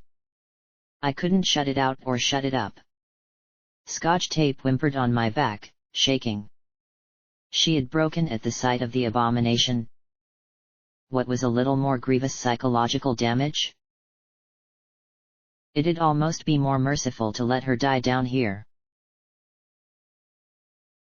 I misstepped and staggered, my legs giving out beneath me as I smashed my face against the guardrail. Stars swirled in my vision as I struggled to catch myself. Fortunately, I hadn't dropped her. I slowly took a deep breath and stood. Then I proceeded to beat the ever-loving snot out of myself for daring to ever think that. Security saves fucking ponies. And even though I had fucked up. And fucked up. And fucked up. I would die first before I ever killed her in some fucked up gesture of mercy. I could swear I could feel Rampage's eyes on me, and I was suddenly very glad she was a filly. Too old or not, I wouldn't be leaving her alone with Scotch tape again. Why were there stars underground? In the wan light of my pit buck, I saw countless motes of shimmering light below us. Step by step we descended, closer and closer to those lights. Not stars. These were moving. "What they?" I rasped, then coughed, tasting blood in my mouth as I stared at a wonder ahead of me. The cavern was roughly triangular in shape, perhaps 100 feet high and longer than I could see. Buildings of ghostly white stood silently in cracked decay.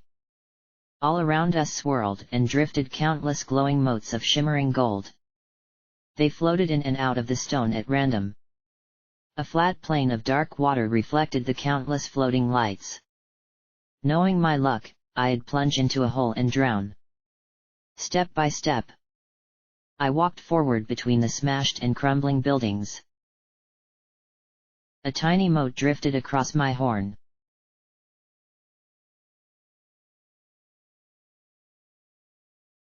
The glorious white unicorn looked particularly splendid in her rubber boots and coat as she surveyed the smashed artifacts and statuary with distaste. Terribly gauche, wouldn't you say, golden blood? The marble is positively chilly. Really? What were they thinking? She asked as she tossed her magnificent purple mane. His chest burned horribly as he gasped for breath. Likely that they wouldn't be a quarter mile underground.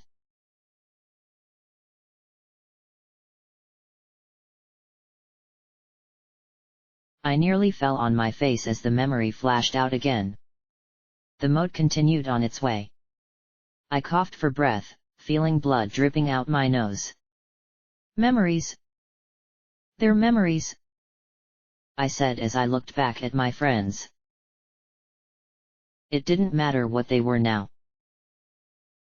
Lakunai looked as empty as a doll.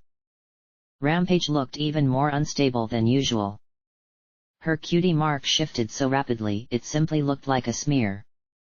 P21 hobbled on 3 legs. And Glory.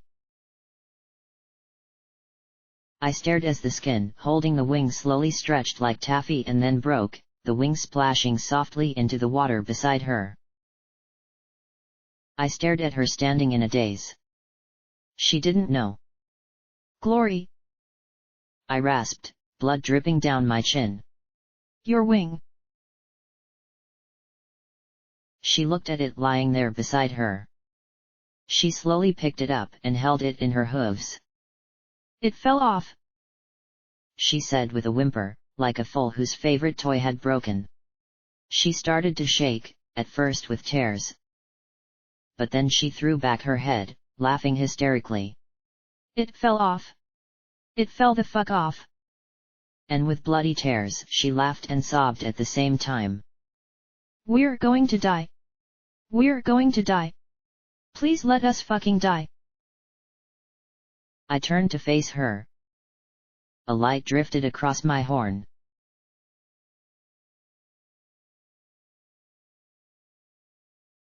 We're safe. We're saved. Sweet Celestia. We're saved. The earth pony mare I was in sobbed in relief as she hugged her children. Green fields of magic rose up in all directions around the city, and the bombs flashed against them without effect. Then her nose began to bleed. Her foals began to wail. Her sight dissolved in a red slurry as her body collapsed, but the scream went on and on and on.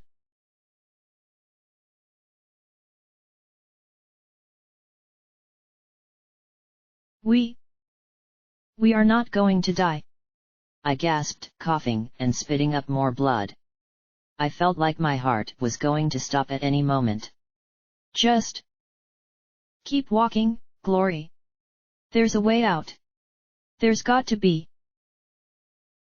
I'm not even a Pegasus now. I'm not Enclave. I'm not anything. She wailed as she broke into bloody tears, hugging her wing to her chest. I used my magic to pull her mane down and make her look me in the eyes, not daring to try and hold her for fear that I'd drop Scotch tape. Listen to me. Listen to me. I croaked as I stared into her eyes, stopping her sobs for a moment. Wings don't make you Glory. The Enclave doesn't make you Glory. Not giving up. That makes you Glory.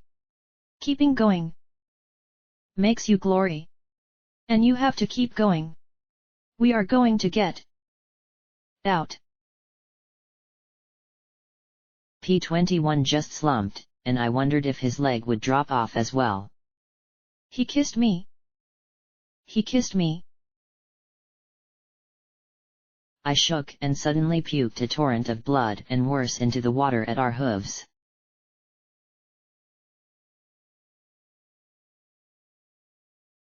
All these artifacts will have to be removed at once, the unicorn mare said regally as we walked between the broken buildings. We don't need any more protesters or resistance on trying to get the new zebra laws implemented. Golden Blood walked after her, rasping and coughing. These ruins are proof that the zebras were here first. Something happened to bury these ruins. They should be investigated, Rarity. Rarity simply sniffed disdainfully. Oh, very well. See that these artifacts are collected, catalogued, and sent to that ghastly building they're erecting up above. Remember, these artifacts are supposed to be tippy-top secret. Golden Blood smiled thinly. But of course.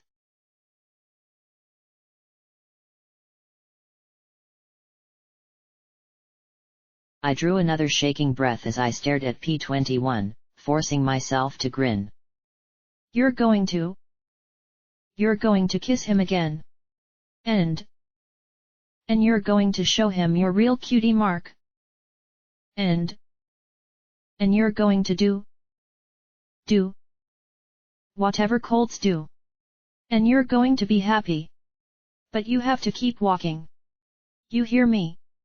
Keep walking. Rampage collapsed, her body shaking and muttering. The tiny motes seemed to be drawn to her, slipping in and out of her tiny striped body. With each one, her cutie mark flashed. A bird. A bike. 2 horns. I reached down and bit her mane and started to drag her further between the ruins.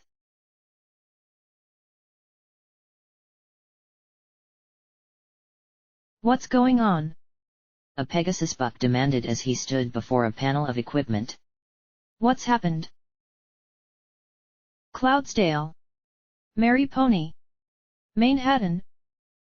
There's been an attack, sir. A mare in an army uniform said in shock. Raise the shields immediately. Seal the city. I want this city sealed. The buck demanded as every pony worked furiously. There was a green flicker. There's not enough power for the shields. We're only at 10% capacity. Where's the rest of the power? He charged to a terminal, smashing buttons furiously with his hooves. When the picture came up at a smirking green image of a pony, the Pegasus roared, "Horse! You bastard! We need those shields, now!" Horse looked perplexed. Why? Is something happening, sir? The zebras. It's an attack. An all-out attack. We need more power. Well, the reactor's on standby. We can increase its output at any time. Do it.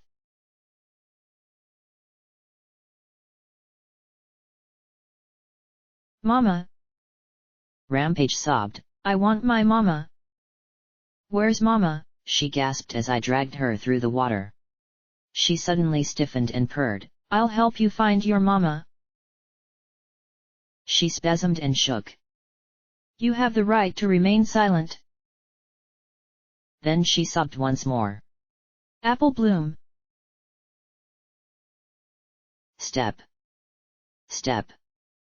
Step. We walked through those broken ruins. Step by step. Broken ruins. Broken ponies. Going on because we had to. A mote slipped through my horn.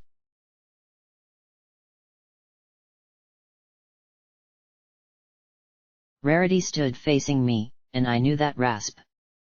I know what you have, Rarity. I know where you got it. And I know what it is. I felt my lips curl in a thin smile. And I know what you're doing with it in Hightower. You know nothing, she hissed as they stood together in the garden atrium of the Fluttershy Clinic. But there was fear in her pretty blue eyes. Leave me alone, or I'll destroy you. She started to step past him, but he blocked her passage with a wheezing laugh. Is it starting to talk to you? It is promising you secrets? Offering you ideas? Golden Blood whispered in that horrible rasp. I know it didn't talk to Celestia. I know Celestia gave you the benefit of the doubt that you would try and destroy it. I don't think Luna would be so understanding. I didn't think it possible for a white mare to look paler, but somehow Rarity pulled it off. You can't have it. I don't want it. I don't need it. I've got my own sources. You might have snatched it before I could retrieve it from Zebra Town. But it was hardly the only one of its kind, he said with a sure smile. Uncertainty was etched in her face. What? What do you want, then? Anonymity. I want you to wipe, hide, and bury every story about the OIA. You do that, and I will forget about just what you have. And do you have one? She asked in return. He just smiled. Of course not. That would be treason. And we're not treasonous ponies. Are we, Rarity?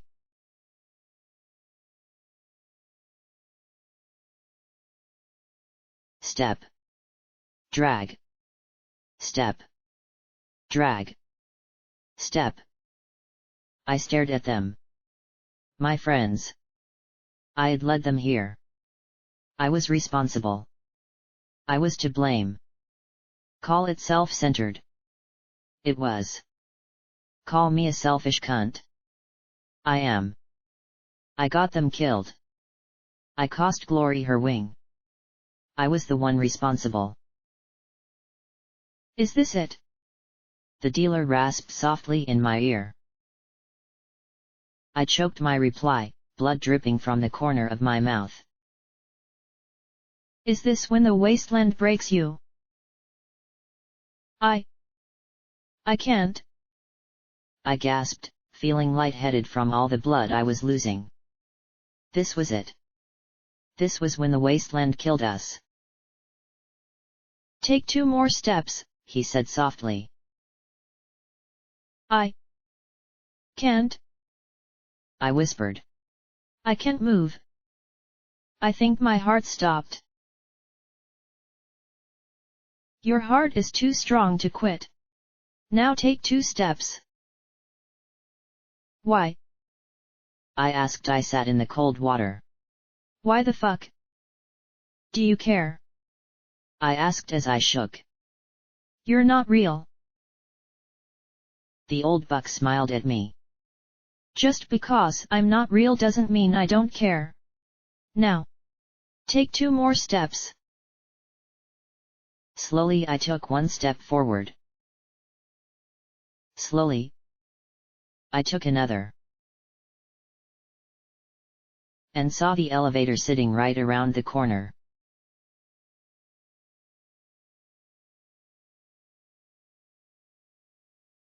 Together, we climbed onto the steel platform, one by one. Broken. Bleeding. Dying. Alive. I reached over and slapped the talisman, and then my rubbery weak legs gave out and I collapsed next to the limp Scotch tape. The machine gave a grind. Then, slowly, and faster, we began to rise. Footnote, level up. New perk added, forged in the hoof. You've sucked up more enervation than any pony should live through. You suffer 25% less enervation damage, and your healing items decay half as fast while in your possession.